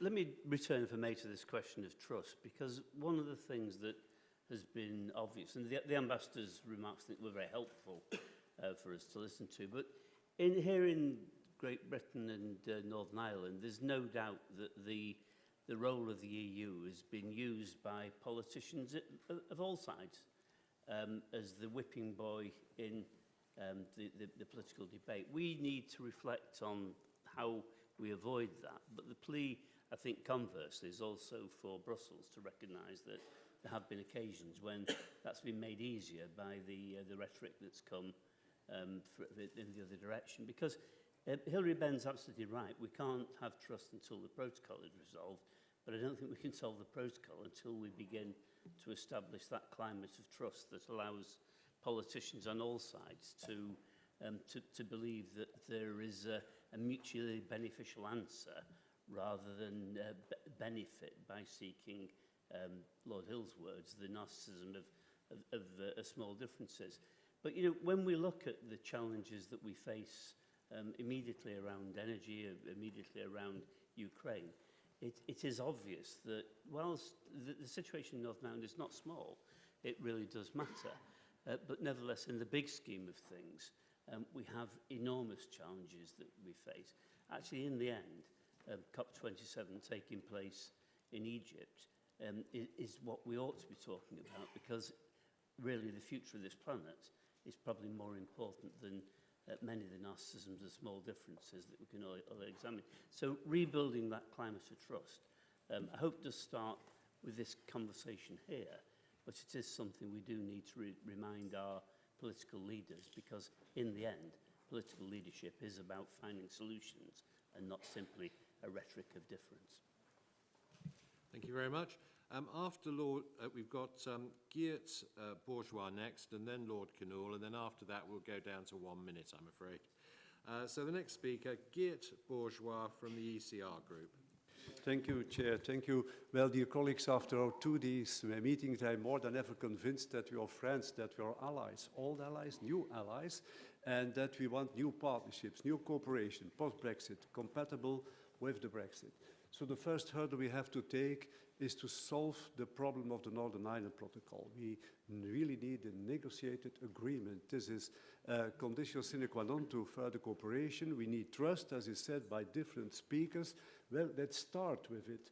We have a flexible, pragmatic proposal from Mr. Šefčovič. So British are very pragmatic, are very flexible. Let's try to find a solution, and I'm sure we will find it. Maybe we can build in a review clause to use new technologies, to work with trusted economic operators, to cut down customs control, to cut red tape, etc., etc. But let's start. That's the beginning of our trust. Second, if you have this, we avoid a trade war, which would be a disaster, and we open the door for new projects. There is the excellent idea of a trilateral trade and technology council. I launched the idea, Ambassador, yesterday morning already. I strongly believe we should set the standards together with the United States, with the United Kingdom, with the European Union. And I'm afraid that there will be a divergence in data, and so that data transfer will be in danger. We have a sunset clause in our adequacy decision, so it's in our common interest to work together and to set the standards instead of the Chinese. There is the energy cooperation, there's the horizon. We need to cooperate, our universities need to cooperate, our research institutions need to cooperate. And last, I will relaunch the idea I launched as Prime Minister of Flanders, the idea of a macro strategy for the North Sea. This is much more than fishery, much more than transport, much more than wind energy. The blue economy is the future. The 21st century is the century of the ocean. We don't know anything about the bottom. There's a lot to exploit on a sustainable way. Let's work together in all those fields and find concrete projects to deepen our partnership. Thank you. Thank you very much. And now Charles Knoll. Indeed. The largest lacuna in the relationship at the moment is definitely the lack of formality in foreign policy, security and defence cooperation. And this is at the core of the current inquiry of the European Affairs Committee in the Lords, so I'm a bit constrained on what I might say. But it's so much an area where attention is needed, and through the lens of the Ukraine situation, that has come up in sharp relief. I thought that the conclusions from Natalie's committee were extremely interesting, and time leaves me there. The second issue that I feel that will need attention is the sheer apparatus that we have built. The withdrawal agreement has 8 committees and working groups hanging under it, including the Citizens' Rights Specialised Committee. The Trade and Cooperation Agreement has 24. And that double-headed structure does feel to me to be a bit complex, and also you can see that there will be things where it involves both citizens' rights and therefore the withdrawal agreement, and it involves something under the trade and cooperation agreement. So things will fall between the structures, and I do feel that at the core of a good relationship is a good structure, and that will need to be looked at. The third area that one feels is a rich area where our interests are aligned is anything to do with energy and climate. On the energy side, there is now an urgency that we're all aware of, and I think concerted effort is needed there. The final area is the general area of mobility, and this includes education from every age group up to every age group, and it includes the creative professionals. And I think a theme that has come through from the breakout groups very much has been that youth needs to be looked at very carefully. I commented a moment ago that the bell had rung twice already, but I do feel that there is something that we can help push for, and it'd be something that would be interesting to hear from our speakers, whether the youth bell rang for them as well. Thank you. Thank you very much, Charles. The next speaker from the EPP, Mrs. Danuta Maria Hübner. Thank you. Thank you very much. And I would like to say at the beginning to Lord Hill that I remember with a kind of good feeling our conversations on the Capital Market Union, which you started. So we are trying to, when you floated away with your financial sector, we are continuing our work. And I would like to say a few words on the context provided by the uncertainty of global world for our future cooperation. And I think that this context implies that all the flows, both traditional like trade, and we are normally focusing on trade, but also new ones, economic, digital, migration, climate related, also sanctions related, also religious and generally cultural, they might and will most likely be weaponized by those who are waiting already for this.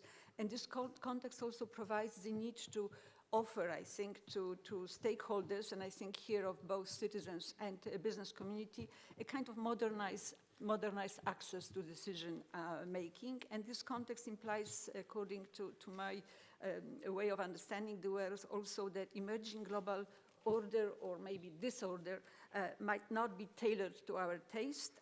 We might also have different approaches, not only to small things, of which Lord Hill spoke, but also for issues like what needs to be regulated or what not, doesn't need, and I think here of platforms in particular. But here I think I would agree with Lord Hill that we need to build our affined identity as the partner across the channel, as guardians of shared values and standards, and we can do it based on trust, and I would add my word to this as well, to this discussion, but also markets and also laws on which I think European Union is quite powerful. And for this we will have to spare, I think, also no effort to get on board our transatlantic partner. US doesn't come off in our discussion, but I think we have to think that we might act in a triangle on many things in the future. Thank you. Thank you very much. And the next speaker is Valerie Vaz. Thank you, Chair.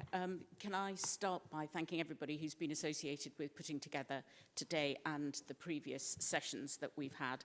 It's hard to believe that we are actually a creature of statute, and it's lovely to see people in the flesh. We've promoted a resolution. We've got just a quick tip on drafting. If we could possibly have a date on each of the drafts that we have, and maybe pull out the action points so that we can see the accountability of whether things are taking place. But who would have thought from May we'd have had 3 prime ministers? And if you want boring, so do we. We too would like to know what our prime minister stands for. I'm not going to go back, and I appreciate the very remarkable comments that everyone's made, the honest comments to Brexit. But I do want to ask people to look at the Office of Budget Responsibilities papers, and you will see that export and imports will be down by 15% as a result of us leaving the EU. The GBT growth in Northern Ireland is 1.4%, whereas in England it's 0.3%. But I think everyone's agreed that we want to do things for the future, and that's what came out of our plenary sessions. So I just make a plea that could we have a resolution along the lines that we had for energy on climate change. We've all come together today, but on Friday we're going to be thinking about the people who died in the Second World War. we all came together to fight fascism, racism and anti-Semitism, and that should be the basis of what we do in the future. Ensure that we enshrine our human rights for everybody, but not only that, for the next generation, social and economic justice, not just for us now, but for people in the future. But thank you all, and it was lovely to meet you all again. Thank you very much. I don't think we're going to get absolutely every speaker in, but I'm going to give it another 4 minutes, just go over time a bit, and then call on our invited speakers to respond. And the next speaker is Lord Teverson. Thank you, Chair. I was interested that our colleague over there, Mr. Bourgeois, I think it is, described the British as pragmatic. I think where the problem that we've been at in the UK in recent governments is that we've actually been ideological. And we still have that problem. That's where we need to move on as the UK. We have the Northern Ireland Protocol Bill, as we know at the moment, which breaks international law.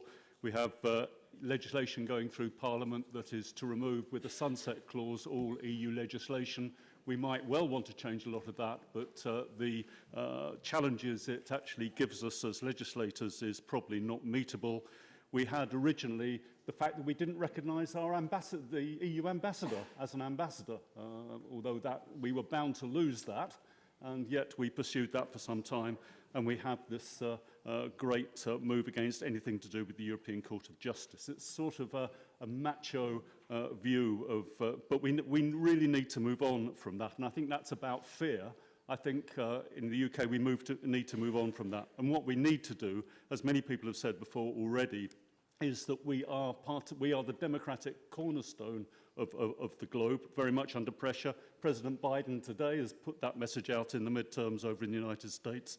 And I think particularly in terms of China, we see, well, in the Ukraine war, how the South and so many other parts of the globe are not particularly behind us. And I think this is a message that we really need to hear. And in terms of the Belt and Road Initiative and G7's, which I've heard nothing of since, alternative to that, we need to work very closely together as economies and as nations and as the EU to actually counter the non-democratic voices that are coming out from our systemic adversaries that we only know too well. Thank you, Chair.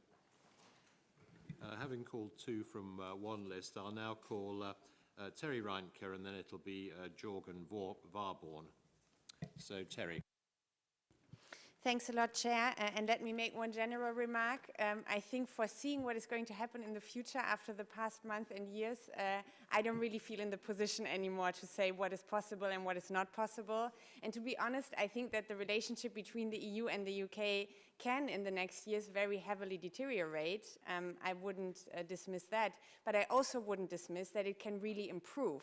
And that could mean a lot of different things, small steps as have been outlined, but I think it could also mean, and I do hope that there might be a point in the future to maybe even look at rejoining the European Union. I wanted to make 2 points regarding the TCA.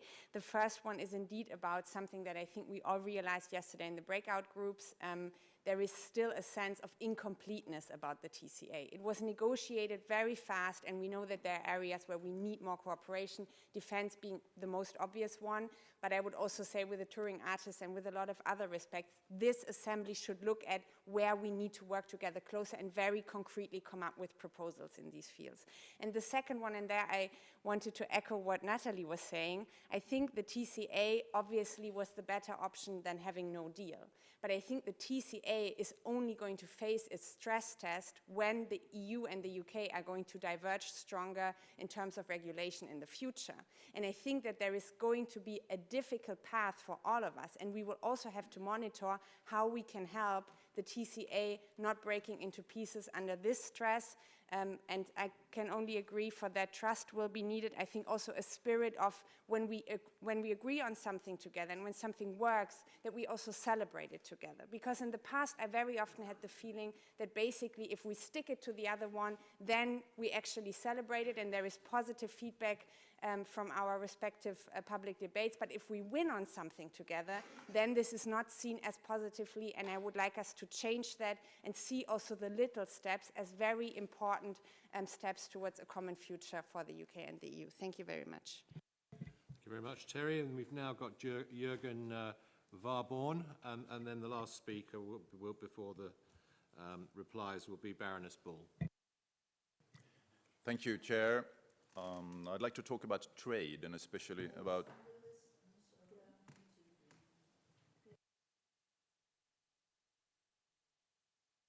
I'm so sorry, we can't get everyone in. We've got so many speakers for this particular, and where we have people who've spoken previously, then obviously we've tried to give people who were only putting in for this debate. Is this a point of order? Could I make a proposal, because I share this? There have been, throughout these 2 days, a lot of members who took the floor several times and spoke long, and there have been people like Anna Fotyga and myself who have not had the chance to speak at all. And maybe we could find a better balance to do that next time, maybe by contributing a certain amount of minutes to every member, and they can, you know, split them up or whatever, because I find this not very satisfying, so to say. Yes, I mean, just on that point, of course, we're not able to fit every speaker in this particular debate. It's a pity. I think you did speak yesterday, and obviously we do our best. But anyway, thank you very much, and perhaps we can allow Mr. Jürgen Warborn, who's only put in for this debate, to speak. Thank you, Chair. I'd like to talk about trade, and especially paperless trade. Lord Hill, in his excellent introduction, he mentioned that we have to find common areas to work on, and I think paperless trade could be one of those areas. The UK government has introduced the Electronic Trade Document Bill, which will make digital documentation legally recognized. And I'd like to say that again. It will make electronic documentation legally recognized. Yes, in 2022, electronic documentation is not legal. And there is a lot of documentation in trade. There is purchasing order, invoices, bill of ladings, it is packaging list, warehouse documents, letter of credits, insurance documents. There is a lot of papers. That paper, it costs a lot of money for entrepreneurs, for business owners to create those papers, custom procedures. It is bad for the environment with all that paper. We should work together. I think that the European Commission will, and I hope they will follow suit and make a common, likewise, bill in the European Union. But that will not be enough, because international trade is international. So I think a common project will be to work together within WTO and other international fora to make sure that we can make international trade truly paperless. Thank you. Thank you very much. And then I'm afraid our last speaker will be Baroness Bull, and then we're on to the responses. The needs of young people in the future relationship. Their life chances have been significantly impacted by the pandemic, and they're the most likely to suffer from the economic downturn. Climate change and global security are going to play too large a part in their futures. Young people have the most to lose, and yet their voices are the least likely to be heard. We know that the shape of the TCA has reduced opportunities for cultural and educational exchange, especially for young artists, and I do fully support the call for a youth mobility exemption, which would be a short-term improvement towards a longer-term solution for touring and creative artists.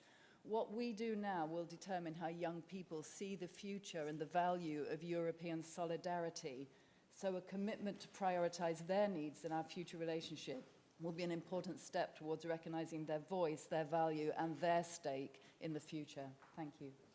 Thank you very much. And now we come to our responses. I don't know if the Czech presidency is still with us.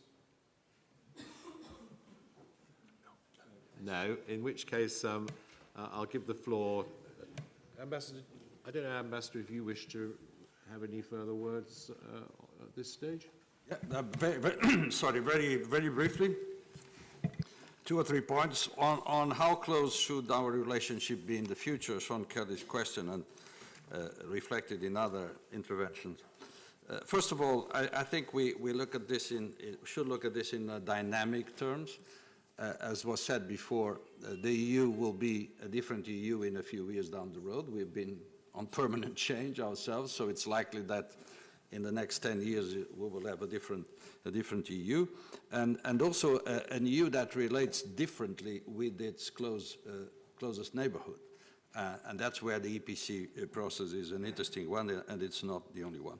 But I dare to say maybe the UK would also change in the meantime. I mean, that's the law of history. So I think we need to, in looking at the future, I would say that I would like to see, and I hope I will still see, a mature, a constructive relationship, one that is fully respectful of the agreements that we have made, and you know what I mean, but also a relationship which is capable of maximizing the potential of these agreements.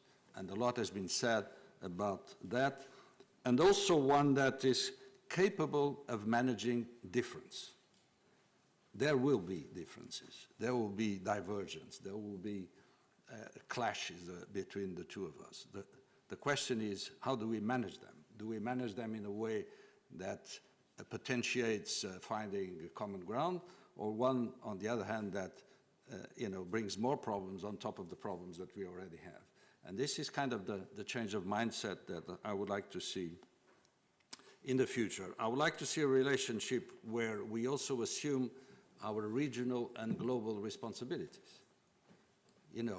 Regional security of my member states is exactly the same as the regional security or the challenge of regional security for the United Kingdom. We live in the same part of the world.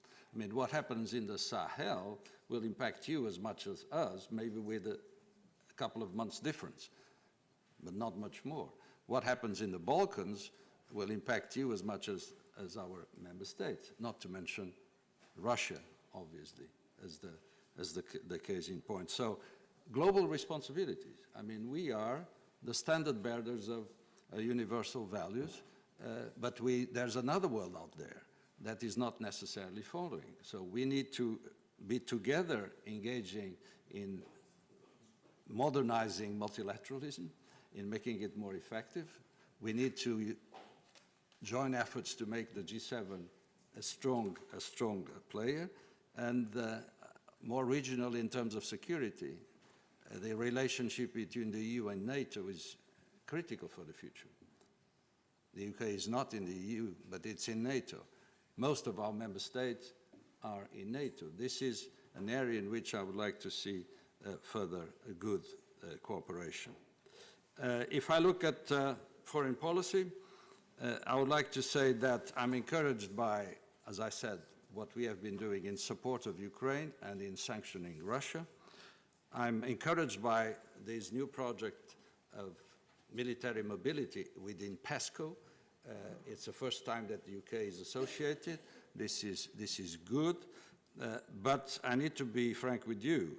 What we are doing on foreign policy has its limits because of the lack of a proper functioning structure. You cannot improvise in foreign policy and security. And to a large extent, we are improvising because we don't have the structures and the tools that are required for a sophisticated cooperation on foreign policy and security. My last point is about Hilary Benn's point about the small details and what matters in history.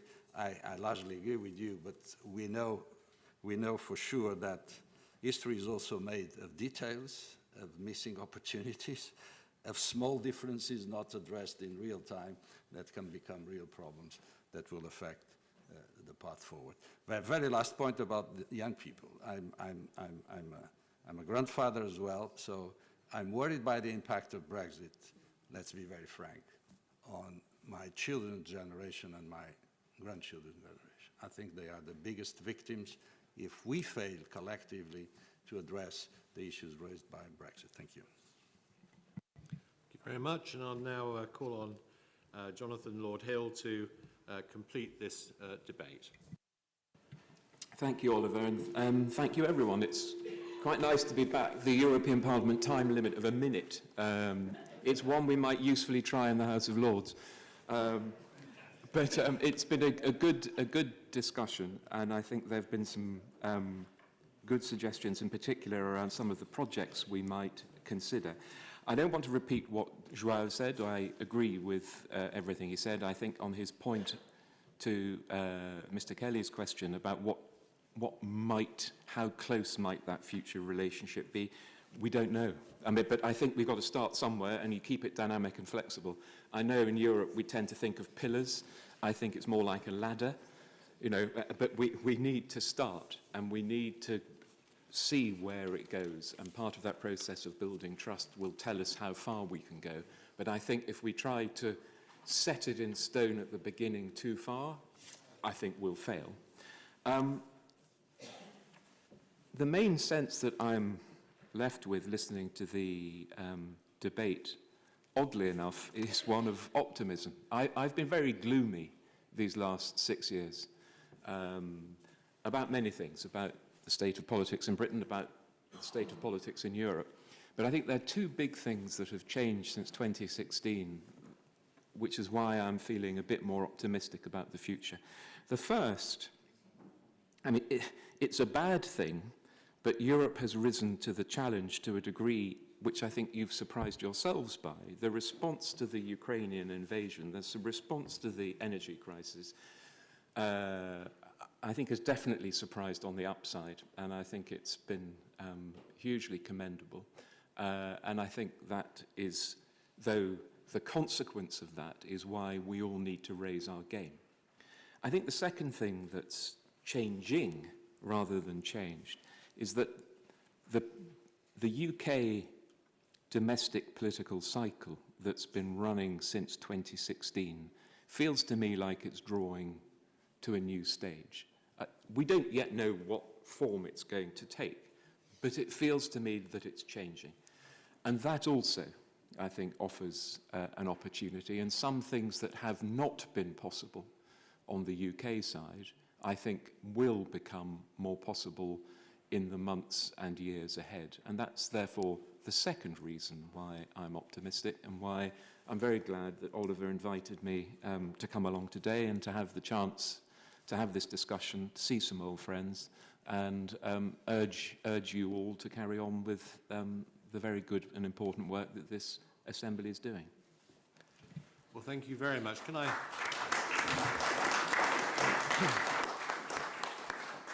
I thank our principal speakers? We did also have 15 contributions from the floor, and I do apologise to those who missed out, but thank you so much. We will now have to change the top table because we have the 5 guest speakers from civil society and the devolved legislatures to come up on the top table. Thank you.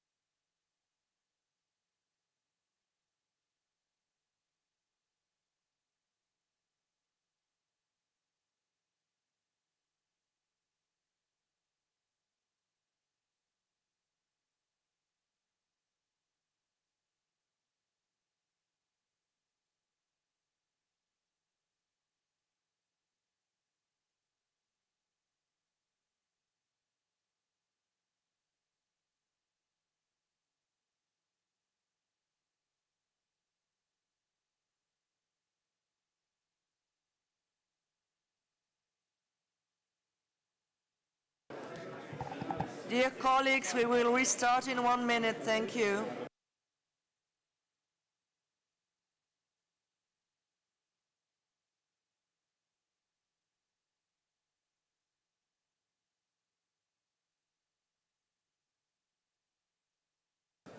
One-minute warning.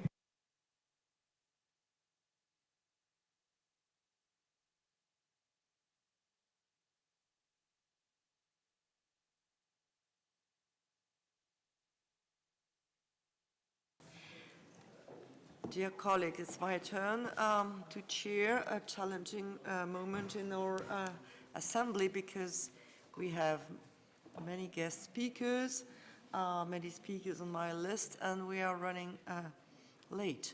So I will do my best and I will ask your understanding for short interventions for our guest speakers, no more than 3 minutes, and for colleagues, try to be as brief as possible so that everyone can have its word on this important topic.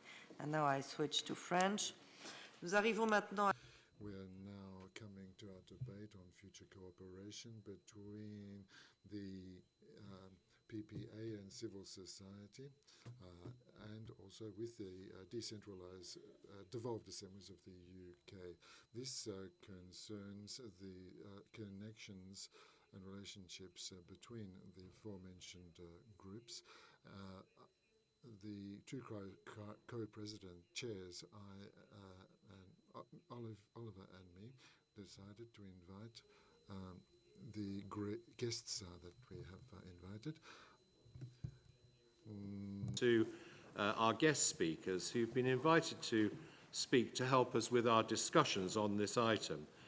They are observers, but they're here as witnesses to speak to us, to give us their evidence about what would be best for our future relationship, and I welcome them on that basis in accordance with our rules of procedure. Thank you. Merci. Et je vais donc Thank you. I will now begin giving you the list of guests. Claire Adamson from the Scottish Parliament, Hugh Ranka-Descas from the Wales Devolved Assembly, Jane Assembly, from the Economic and Social Committee, a representative from the government of Northern Ireland as well, and a councillor from Clonmel in Tipperary from the Committee of the Regions. I'd like to invite you all to speak for 3 minutes, not 30, 3 minutes, not 30 minutes, starting with Mrs. Adamson. You have the floor.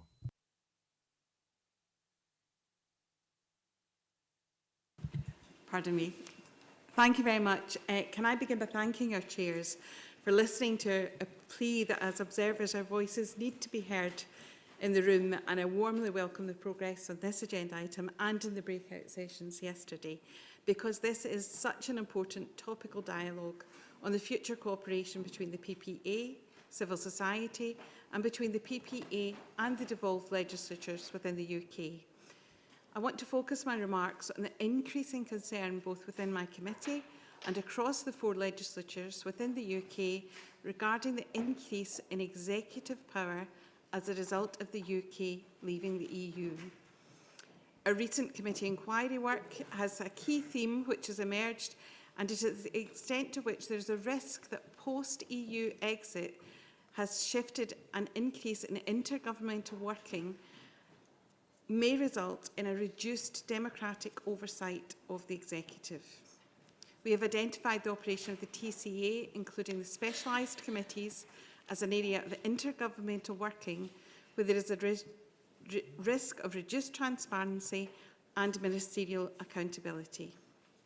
For example, we've noted that the views of Professor Paul Craig that the UK Parliament exercises little power over subject matters dealt with by the TCA, and that, quote, the decisions will largely be made by ministers, aided by those with technocratic expertise in the relevant areas. The PPA has a role in addressing this risk and reduced transparency and ministerial accountability with regards to the operation of the TCA. From the Scottish Parliament perspective, it is essential that devolved legislatures are fully involved in this work. The UK Government has indicated that where matters within the devolved competence are on the agenda of the Partnership Council or specialised committees, the devolved governments will be invited to attend at the appropriate level. But this is not extended to the parliamentary committees and our scrutiny function in holding our ministers to account. It is essential that the Scottish Parliament plays a full role in the work of the PPA in order to allow us to effectively scrutinise the role of our own ministers in both the Partnership Council and the Specialised Committee. My committee is also prioritised inter-parliamentary working as critical in addressing the risk of increased executive power, and the PPA is a hugely important aspect of that work.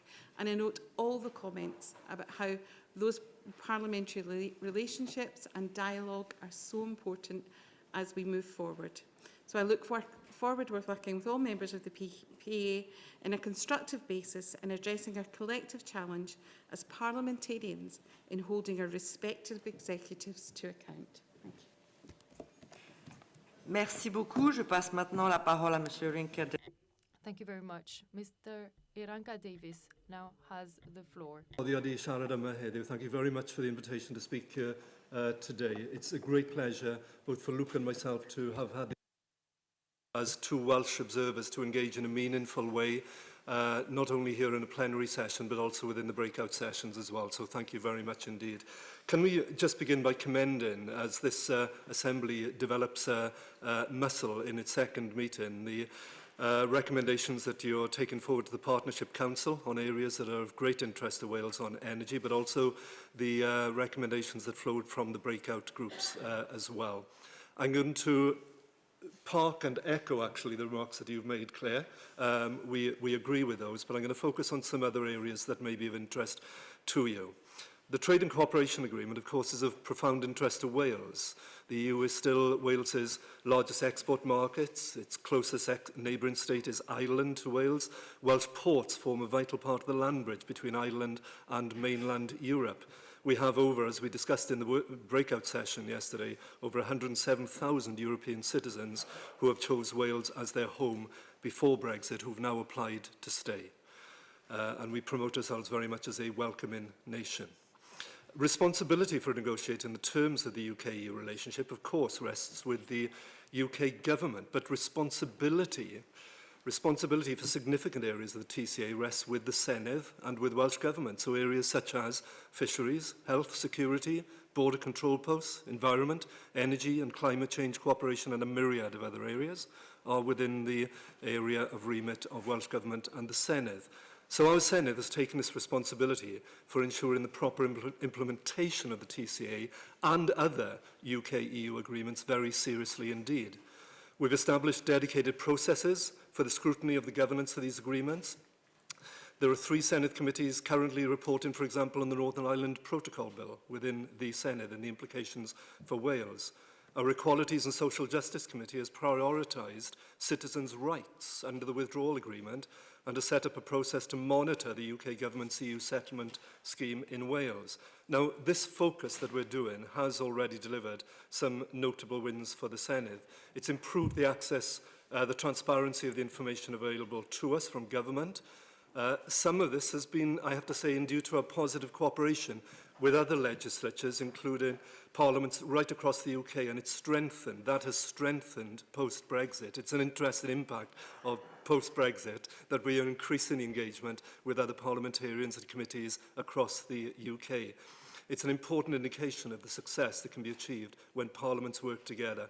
Just for interest, and to build on what Claire was saying as well, it's probably fair to say that the Sened's experience also reflects that of Welsh Government, in that much of the post-EU legislation and policy changes have been landed too late with too little explanation, which really impacts upon the quality of the ability of us to scrutinise that as well. And I'd say that, as Mark Drakeford, the First Minister, said in a slightly different context, we rely on the regular, reliable rhythm of, good Welsh phrase, alliteration there, of interministerial, intergovernmental meetings. Just a couple of final points there.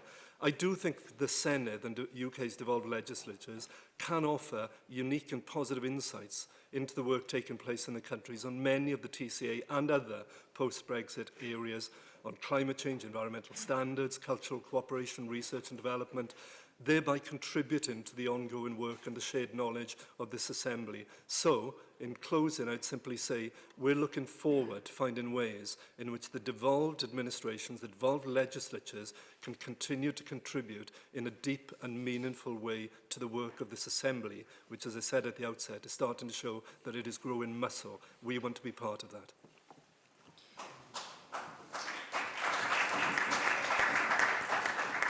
Merci. La parole est maintenant à... Thank you very much. Mr. Declan Curdy now has the floor. Gora maigad fes 8 jeis fe 11 new agus an cora lahar seo Corcuncan. Thank you very much, Chair. Brexit has been deeply divisive in the north of Ireland, and the consequences of Brexit continue to create significant tensions.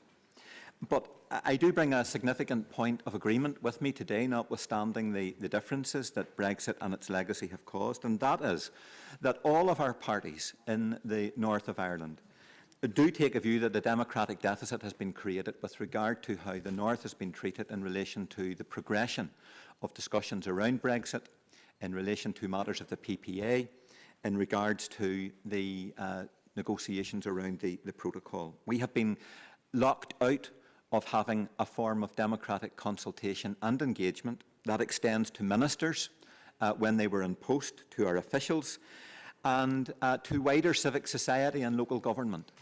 So we accept the reality of where we are, but that situation needs to be democratised with increased input by society in the north, and it has had huge consequences for intergovernmental relations, as it has impacted directly, and the British government's approach has directly impacted upon the affairs of Wales, Scotland, and then how we as a quadrilateral would operate with Whitehall. So there has been no consent for Brexit in the north of Ireland.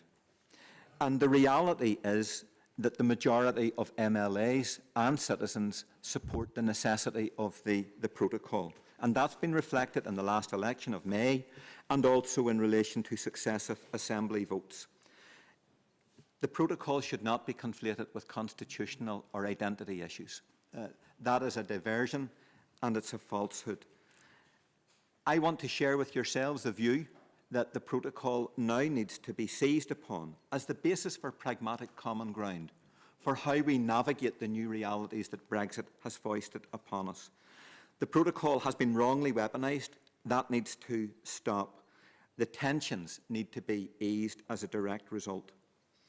And I want to offer 3 propositions to the PPA this morning. Firstly, we need to ensure that the protocol issue and the impasse is de-weaponised. The protocol needs to be de-weaponised, and the political debate needs to be de-dramatised. Secondly, we need to see a positive engagement by the British government with the European Commission to end the impasse, to seize that pragmatic common ground, and to ensure that the protocol begins to work as a non-contentious issue to the benefit of all of our citizens in the north, both in economic and societal terms. And finally, there is an absolute imperative to ensure that there is a democratic role created for the institutions, for civic society in the north of Ireland with regard to this Assembly, the PPA, and also at all levels of engagement with the British government as we move through this period towards what I hope will become a final resolution to this unnecessary impasse. Míle buíochas, Steve Gillier. Thank you. Merci. Thank you. Mr. O'Connor now has the floor. Thank you, Chair, and thank you for the invitation to speak today, and for the inclusion of this item on the agenda, which is indicative, I think, of the level of importance this Assembly attaches to these levels of engagement. We on our committee conducted a visit to the the capitals of the 4 UK countries within the past month, and we had extensive engagement with representatives of business, trade unions, farmers and wider civil society. And 2 key conclusions emerged. One is that we didn't ask the question, but we did not detect any enthusiasm for going back to the decision of June 2016. But equally, in every single case, we encountered an eagerness to engage with Europe, with the institutions of Europe and with European civil society at all levels.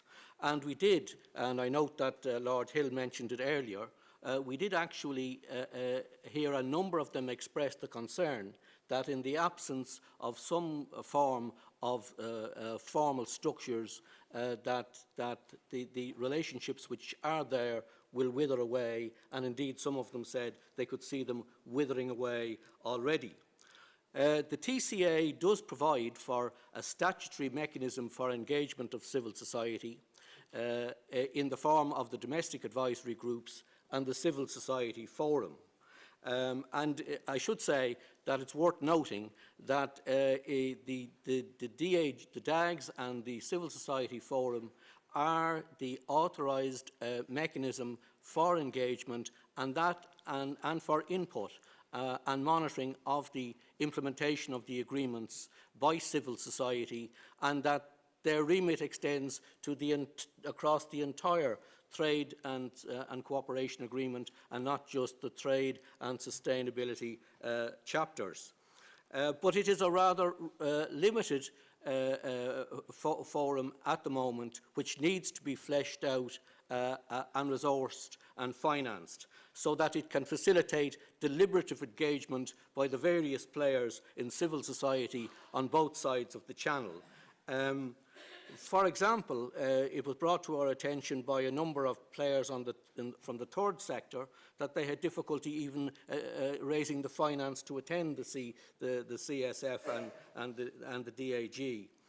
So I would urge you to use your good offices to highlight the necessity for the enhancement and the development of these mechanisms of civil society input and monitoring. I also just want to mention before I conclude this issue of the democratic deficit in Northern Ireland, which has been mentioned repeatedly here.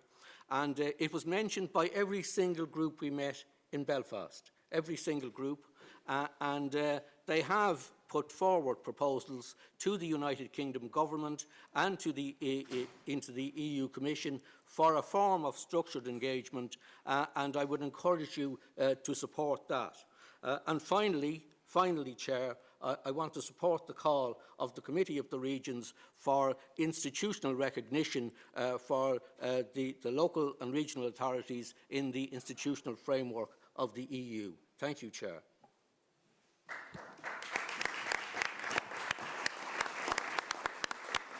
Merci. Thank you. Mr. Murphy now has the floor.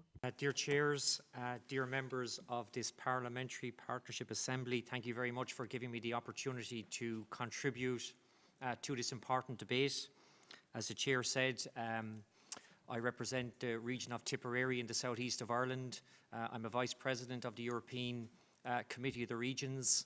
I'm COR Rapporteur on strengthening EU-UK relationships at the subnational level, and indeed member of the COR UK Contact Group. I'd like to emphasise the goodwill shown by this Assembly to the subnational level of government. I'd like to thank the co-chairs for participating in our COR UK Contact Group, Sir Oliver in Cardiff recently, and most recently Natalie at our September meeting in Brussels. We are essential partners when it comes to cooperation between the UK and EU's future relationship, because as regions and cities we match territorial diversity with policy coherence, as we do in the case of the COR in moulding EU laws to take into account a territorial dimension. Let me be clear, we want to work hand in hand with national and European levels of government. with this Assembly to foster links across the UK. During the course of my consultations as Rapporteur, I had wide-ranging consultations with the Local Government Association in England, NILGA in Northern Ireland, the Convention of Scottish Local Government, and the Welsh Local Government Association, as well as the Welsh Senate.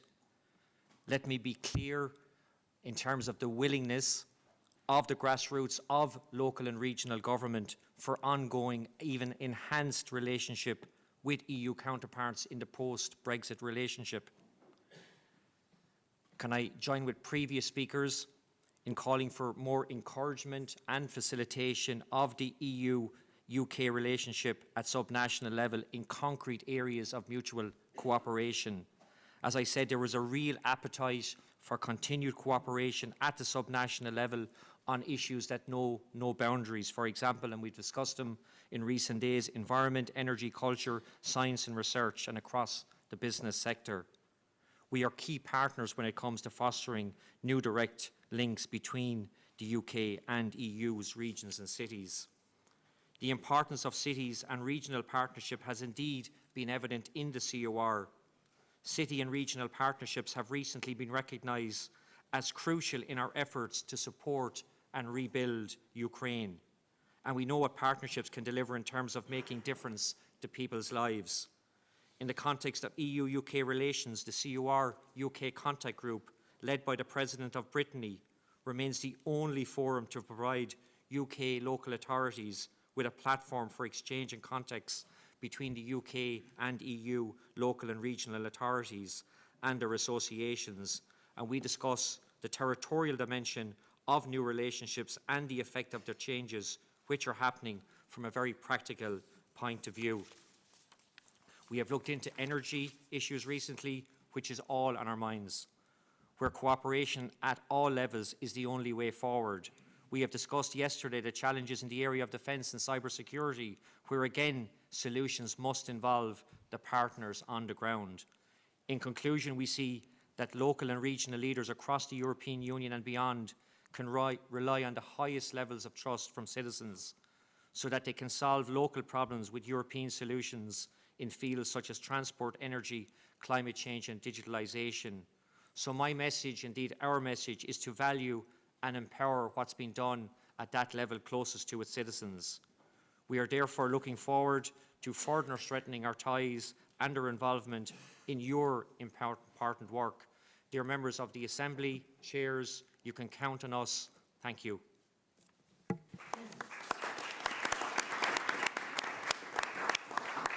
Merci beaucoup. Thank you. Oliver, do you wish to comment? I'm so pleased that we've been able to hear from representatives of all the devolved legislatures, particularly in Northern Ireland, where you were unable to join us at our first meeting, and so that's particularly helpful. Although the Assembly is between the UK Parliament and the European Parliament, the rules of procedure we adopted at our first meeting deliberately go further than any comparable European Parliament interparliamentary body, because we do make explicit provision for elected representatives from other national and regional parliaments and assemblies to attend in an observer capacity, and that is a first. It's unprecedented. We've put the item on the agenda so that it can be discussed openly here at the Assembly, and we are trying to find ways to involve our colleagues from devolved legislatures in breakout sessions and again by having this discussion this morning. There are, of course, other groups such as the domestic advisory groups and the civil society forum, which I think are going well, but I think we have to just remind ourselves that we don't have to do absolutely everything through this Assembly, because we do have limited time. And we can also engage through our delegations with civil society, the EP delegation, the UK one, and also use our select committees in Parliament. And so I just wanted to say welcome. Thank you. Merci beaucoup. Thank you very much. And now it will become a little bit tricky because we have about 10 people asking for the floor and we only have about 10 minutes left. So we'll try to get over the time allowed if possible, but I will ask our colleagues to please be as brief and clear as possible. I will start by giving the floor to Sir Geoffrey Donaldson. And it's an honour to be a representative from Northern Ireland and a member of this Assembly. At this time of the year in the United Kingdom, we remember those who died in 2 world wars, including in Europe. And the European Union was established so that consensus would be the way that we operate together to avoid conflict. Today marks the 35th anniversary of the Enniskillen bomb, when innocent people were killed in Northern Ireland by terrorists commemorating their war dead. I mention that because the Good Friday or Belfast Agreement also has the same objective of promoting consensus as the way that we do our politics in Northern Ireland in a divided society. Yesterday in this Parliament, a portrait was unveiled of the late John Hume, himself a member of the European Parliament and a member of this Parliament, who said many times that consensus is the only way in a divided society to resolve differences. Madam Chair, I'm afraid to say that the Northern Ireland Protocol has broken that consensus in Northern Ireland, and it needs to be sorted. Our peace is too precious to be gambled in this way, and therefore we welcome the negotiations to find a solution. As others have said, the protocol has also created a democratic deficit that is frankly unacceptable. All of this has had consequences because the Northern Ireland Assembly and Executive is not functioning, the North-South Ministerial Council is suspended, and both the Irish and British governments accept that the protocol has harmed East-West relationships. So, Madam Chair, in conclusion, we need a solution that enables Unionists and Nationalists to move forward together on the basis of restoring consensus. And when that happens, when the protocol has been dealt with and Northern Ireland's place in the United Kingdom has been respected, when we avoid a hard border and have a solution that respects the integrity of both the UK and the EU, then I want to see cooperation between the Northern Ireland Assembly and Executive and the European Union, because we're the only part of the UK that has a land frontier with an EU member state that has already functioning institutions that transcend that frontier. And without a resolution to the protocol, such cooperation is not possible at this time to the level and degree we would like. So we look to a solution. We look to our government and the EU to extend themselves to find that solution, restore consensus in Northern Ireland so that Unionists and Nationalists can work together based upon that consensus. Thank you. Thank you. Next is Sean Kelly. Okay, you can apply the 1 minute speaking time to me so that we'll speed up. I just want to say I'm very pleased. I think Sir Oliver summarised our intention at the PPA to be as inclusive as possible. We can't solve everything, but we will solve as much as we can. And it's great to have the devolved governments here today. Just 2 points which I would reiterate. One, we have to, as Sir Donaldson mentioned, we have to solve, and Declan Carney, we have to solve the protocol. The sooner that's solved, the better for everybody. And secondly, we do need, as Michael Murphy was saying, to keep in touch with subnational level governments and local assemblies, etc., at all levels, because the democratic deficit is something that we are hearing about, and we'll certainly have to deal with it, and this is a way. So I welcome this morning's discussion, and thank you, Natalie, and thank you, Sir Oliver, for your good work in that regard. Thank you. Thank you. Next is Dame Andrea Litzen.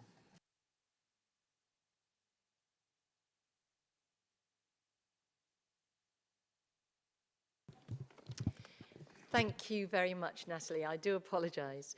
I would just like to reiterate what Sir Geoffrey Donaldson said, which is that, as I said to this plenary yesterday, that Northern Ireland is in a very difficult position at the moment.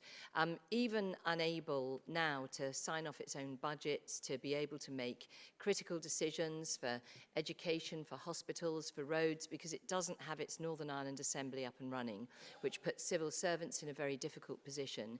So there is absolutely no doubt that the problems with the Northern Ireland Protocol are very far-reaching and simply must be resolved. And so it is simply, again, a plea for all sides to recognise the vital importance of delivering for Northern Ireland as a part of the United Kingdom. Thank you very much.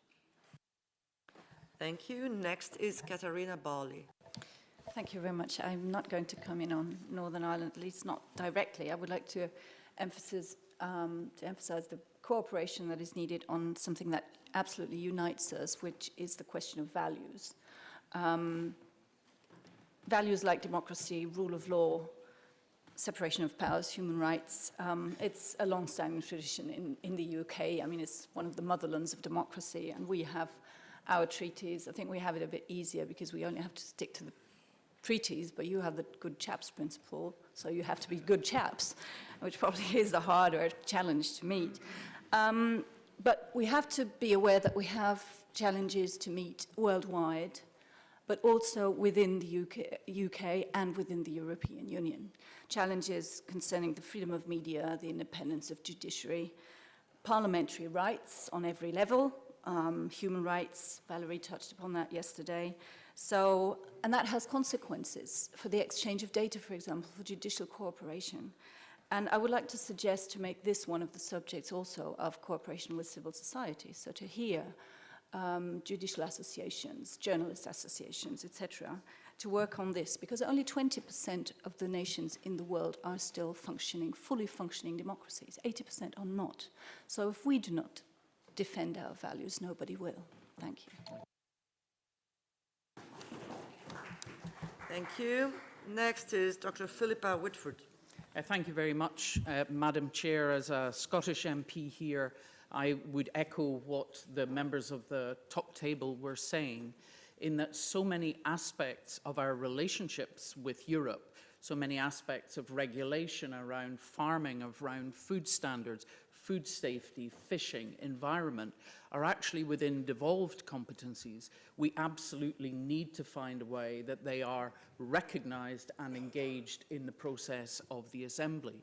And as we heard from Lord Hill at the start, we have lost so much in the informal and friendship relationships that I think that's where we need to be starting.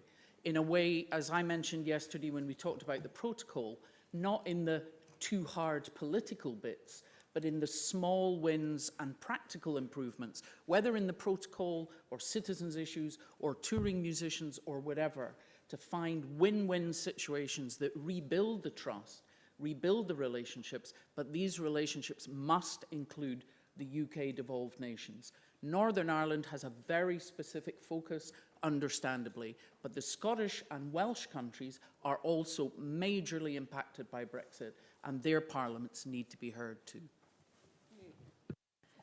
Thank you. Next is Barry Andrews. Thank you, Chair. Again, I very much welcome this session. I think it's really important. I will focus my comments on Northern Ireland, and notwithstanding the comments that Sir Oliver made also, I won't give up in hoping for an enhanced role for Northern Ireland parties and civil and society and business here in this Assembly. We've had 2 days of discussions about when Northern Ireland has dominated our discussions. Let's be fair about it. It was the same in May. And throughout this Assembly, we've had 2 MLAs who have had to sit silently through discussions about their region. And we need to, I think, develop a convention that if we are discussing Northern Ireland and there are MLAs present, why not allow them to participate? I don't think you'd have any objections from anybody either side of this Assembly for a convention such as that. And in the absence of that, alternatively, we need to look at the possibility of a substructure that ensures that Northern Ireland parties are involved, because no progress has ever been made in Northern Ireland without Northern Ireland parties being involved. And yet we have a situation now where we're having these discussions and the MLAs are peripheral. Even the discussions on the protocol between the EU and the UK, the Northern Ireland parties are not involved. I think we need to address that issue urgently. Thank you, Chair. Thank you. Next is Terry Renke. Thanks. I would like to pass my speaking time to my colleague Gwen and withdraw my intervention in the spirit of trying to give as many people the chance to speak as possible today.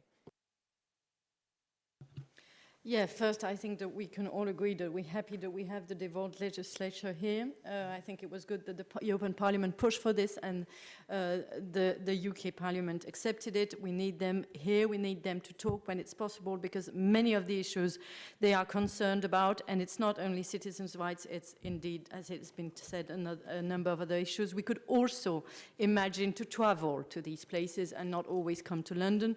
It could be also a way to recognize the place of these people. Second, I want to recall the fact that all of our discussions today about citizens' rights and civil society is with the background of this concerning new Bill of Rights, and I hope the next time we meet we will know more about this, because it is a bit of a bizarre discussion. UK is a full member of Council of Europe, historical one, and Council of Europe doesn't function without the European Convention of Human Rights, and what you will do with your Bill of Rights will be a question. Third, in European Parliament last resolution about the trade agreement, we didn't manage to get the Good Friday Agreement sentence in it. We didn't manage to get an involvement of the Domestic Advisory Board. And in general, I found that European Parliament and European Union are not strong enough for these two topics. We should be less timid, and we should also really care about the fact to give information and to be in dialogue with the UK people. Next speaker is Chris McManus. Thank you, Chair. In just regards civil society, I think one of the key points is to involve human rights and civil liberties activists and also the trade unions in any such cooperation. Such groups should have their own independent mechanism in that regards of engagement to raise issues that can't be vetoed in any way from having direct input to us. Regarding the issue of devolved assemblies, I'll remind the Chamber that the majority of people in the most recent election voted for parties supporting the protocol, that EU relations and the protocol itself are not devolved functions, and therefore there's no rationale for the executive not to be set up in the north of Ireland. But from the PPA point of view, I think we should be happy to promote closer involvement of the devolved legislatives, but we need to acknowledge that the Good Friday Agreement and the Irish Protocol place particular onus on us to engage with the North of Ireland Assembly. There is the issue, obviously, of direct dialogue. There are 2 million citizens north of Ireland impacted by EU legislation and directives, and we need to find a mechanism to ensure that they have input. Thank you, Chair. Thank you. Next is Danuta Hübner. Thank you, Chair. You probably have heard that we had a year in the European Union.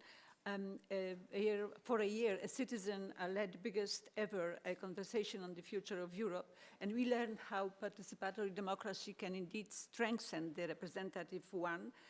This experience demonstrated very clearly that citizens are interested in engagement in decision-making, that they are bolder than politicians when they look forward and defend values and rule of law in particular, that they feel good with the hyphenated identity. They can be Poles and Europeans and citizens of the world at the same time. They are also capable of looking beyond their narrow local interests. So for us, I think in PPA, if we want to really be meaningful, the path should be to open as broadly as possible for this engagement with our partners that I understand have been already identified.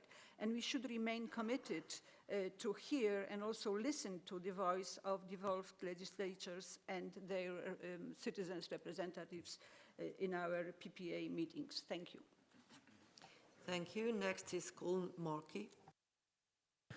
Thank you very much, Chair. Like everybody else, I'd just like to recognise and welcome the contributions made by the 5 speakers today. I think it's vital that both local government, if you like, and devolved government, and indeed the regional authorities are recognised here today. I think it's interesting that Jack mentioned that civic society has a specific role within the, if you like, the withdrawal agreement. And I think it draws the question as to whether or not there should be an actual specific role for, let's say, the devolved governments and indeed the local authorities. And I think There are various conversations about this, and certainly in terms of some level of a substructure would be something I think should be seriously considered.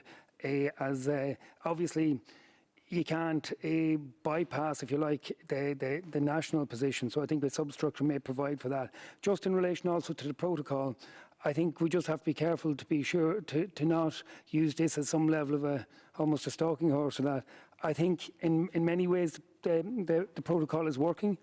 And I think we have to look at the conversation in the round as opposed to pick one thing out and try and isolate it in terms of how we proceed with matters in the future. Thank you. And finally, Ties Ruiten. Sorry, Chair. I will pass on my intervention. I didn't prepare for this. Well, thank you to all colleagues who were able to be focused and clear in their interventions. I will then conclude this point of the agenda. We all heard how interested you are from devolved assemblies, from the civil society, in the future of the relationship between the EU and the UK, and rightly so. We also heard specifically on Northern Ireland this notion of democratic deficit that needs to be filled. Things are not easy, we all know that. We see the problems, not always the solutions, but I can say, and I think that Oliver will agree with me, that we will remain committed to hearing your voice every time it's necessary, and to keep in mind what you're telling us, and also working separately as the delegation for the UK or delegation for the EU to reach out to you every time it's necessary. So the next point is for Oliver to handle. Thank you very much, Natalie. Point 10 in the agenda is the future work of the Assembly, and we had a Bureau meeting yesterday where we considered some of these points, and we discussed how to ensure that the outcomes of these meetings are shared more widely with other parliamentarians here and, of course, in the European Parliament. And I proposed, and the Bureau agreed, that we would send reports from the breakout groups to the relevant committees in our respective parliaments.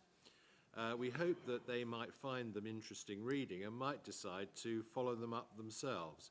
And of course, we're lucky to have a certain number of select committee chairmen and chairmen of committees within the Assembly itself, which may well help with that. We also discussed finding a way to update ourselves at each plenary on new policies and developments in the EU and the UK, where they represent divergence from one another or a particularly interesting example of policy. And we think that perhaps we might have external speakers to help our understanding in this area, looking at where we're going in the two parliaments and in the EU more generally. And we considered the need also to adopt a communication strategy for the PPA now that it is acquiring a presence of its own. And I was very glad to hear Natalie this morning on BBC Radio 4. And we have also received a certain amount of coverage in a number of newspapers and magazines. The Bureau agreed that we would have a meeting between plenaries so that we can develop these ideas further and report back to the PPA in our next meeting in the spring. By then, we hope we will have also received a response from the Partnership Council to our recommendation on energy and to the letter arising from the breakout groups. And we are going to put them on a deadline this time because they were a bit slow last time. And we will, of course, ensure that information is shared with colleagues when received. Finally, I note that reports from the breakout groups identified areas for future possible work, and we'll obviously consider those very carefully when we pull this together, looking at the agenda for our next meeting. And we may well, I think, continue with the idea of breakout groups because I think they proved a great success. So that's my report of the Bureau meeting. I don't know if Natalie, you'd like to add remarks? Well, very briefly only to support what you just said and to add that the talks we've had since yesterday proved to be lively, rich, enriching, and I do think that with the suggestions that the Bureau is making, we can make this Parliamentary Assembly even stronger and more visible, and try to make the Partnership Council accountable for what we are asking them to comment about. So, of course, full support for what you just explained. Thank you. On this item, one from Andrea Ledson and one from Chris McManus. So I think, well, normally I've been... Oh, and Baroness Hayter, right. So I think the usual formality is that we start with a member of the European delegation. So, Chris, it's over to you. Thank you, Chair. And just in regards to possible future work, and I would be hoping to bring it up under the one of the previous items where we were talking about future relationship. Sorry, not here. Can you? I don't know if you can hear me any better now. Okay. Just in regards to possible future work of the PPA, and this is maybe looking at somewhere a little bit further down the road in terms of developing the relationship between Britain and the European Union, because I think we need to acknowledge that the border on the island of Ireland is always going to be a source of tension, and that the Good Friday Agreement does allow a legal route map for the potential of Irish unity, and that is a very much a live conversation in Ireland. And I think the PPA should be part of that wider conversation. So I think that further down the road we should be looking to invite speakers of varied viewpoints regarding their view of the future of the island of Ireland. And I'm thinking specifically, and a reason it came to mind for me is a senior academic in Queen's University has received hostility because of their work on Irish unity and human rights. And as I keep on repeating, under the Good Friday Agreement, the holding the viewpoint of Irish unity is as politically valid an option as maintaining the status quo. So I think the forums like the PPA could be a place where those conversations about the future of the island of Ireland can be normalised, and by extension support that right to academic freedom. Thank you very much. I think, in fact, I had mistaken Andrea Ledson for Baroness Hayter. Not a mistake to make very often. So I'll call Baroness Hayter. We're twin sisters, separated at birth. I haven't consulted anyone on this, but there are two pleas I'd like to make back to the Bureau. One is, I mean, we have got some of the busiest people on the continent, if you like, in this room, that we do as early as possible decide the date for the next meeting. I know that a number of our colleagues, even those in the UK, have found this difficult. So if we could get the early date.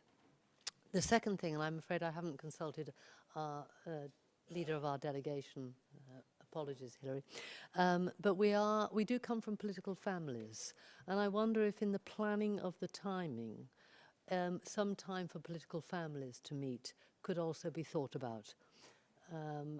You know, that's how we work normally in our two parliaments, and it would just be useful if the Bureau could give that some consideration. Thank you. Thank you very much. And then Colm Markey. Thank you, Chair. Just two very brief points. One, in relation to future meetings, I thought it would be worth considering the possibility of, let's say, third locations for some of our meetings. I know obviously we've had one in Brussels and now we've had one here, but perhaps we should consider moving out. Sometimes when you go to a third location where everyone is neutral, if you like, not a home game for anybody, it can lead to a better conversation in many ways. And indeed, I thought in the context of that, maybe we should consider the point of much conversation, which is the island of Ireland or the north of Ireland as a possible location for a future meeting. And just a second point in that, in relation to future meetings, the point that was made earlier, I would really ask that the issues of young people, and particularly young people travel, and what, I suppose the schemes that were in place in the past that were open to both the UK and Europe, when UK was part of Europe, aren't really there now. And I think we have to look at a system whereby that can be accommodated into the future. Maybe we could have a point about that on a future agenda. Thank you very much. Philippa Whitford. Thank you very much, Chair. It was clear there was a very positive reaction to the breakout groups yesterday, but obviously we only had an hour.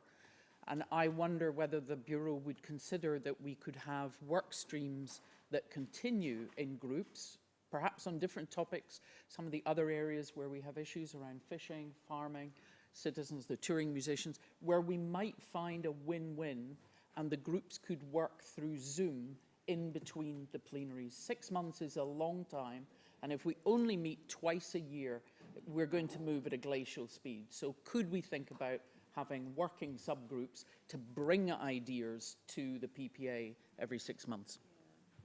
Thank you very much. Well, we'll certainly consider all those points at our Bureau meeting, and I think that's been a very good discussion. I don't think there are any further speakers, and so can I just thank you for those thoughts? And we are trying to develop new ideas and ways of working the whole time, and I do accept that we might want to take an issue from a breakout group and then perhaps pursue it. Whether we want to set up committees which feel they're under a duty to consider an issue time and again, I'm not so sure, because the select committees do that. So one of the reasons that I'm suggesting that we send our breakout group ideas to the select committees is the hope that they might pick up on some of them and do the detailed work. And then, of course, we can continue to take an interest in the issue when we meet.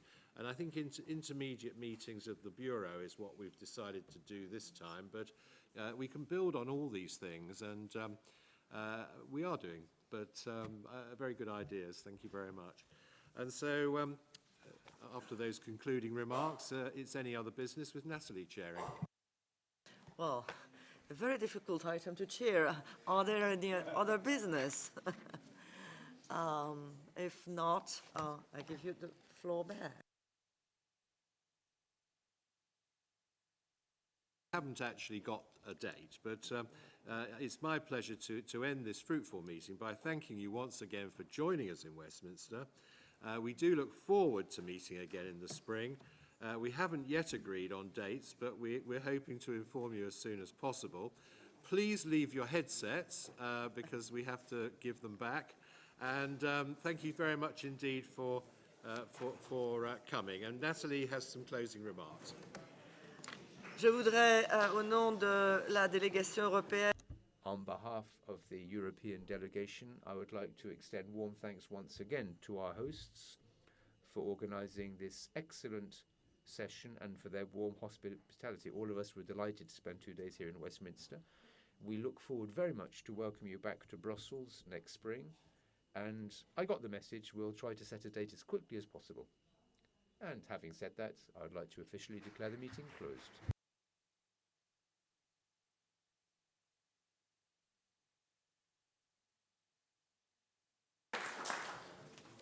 Well, I think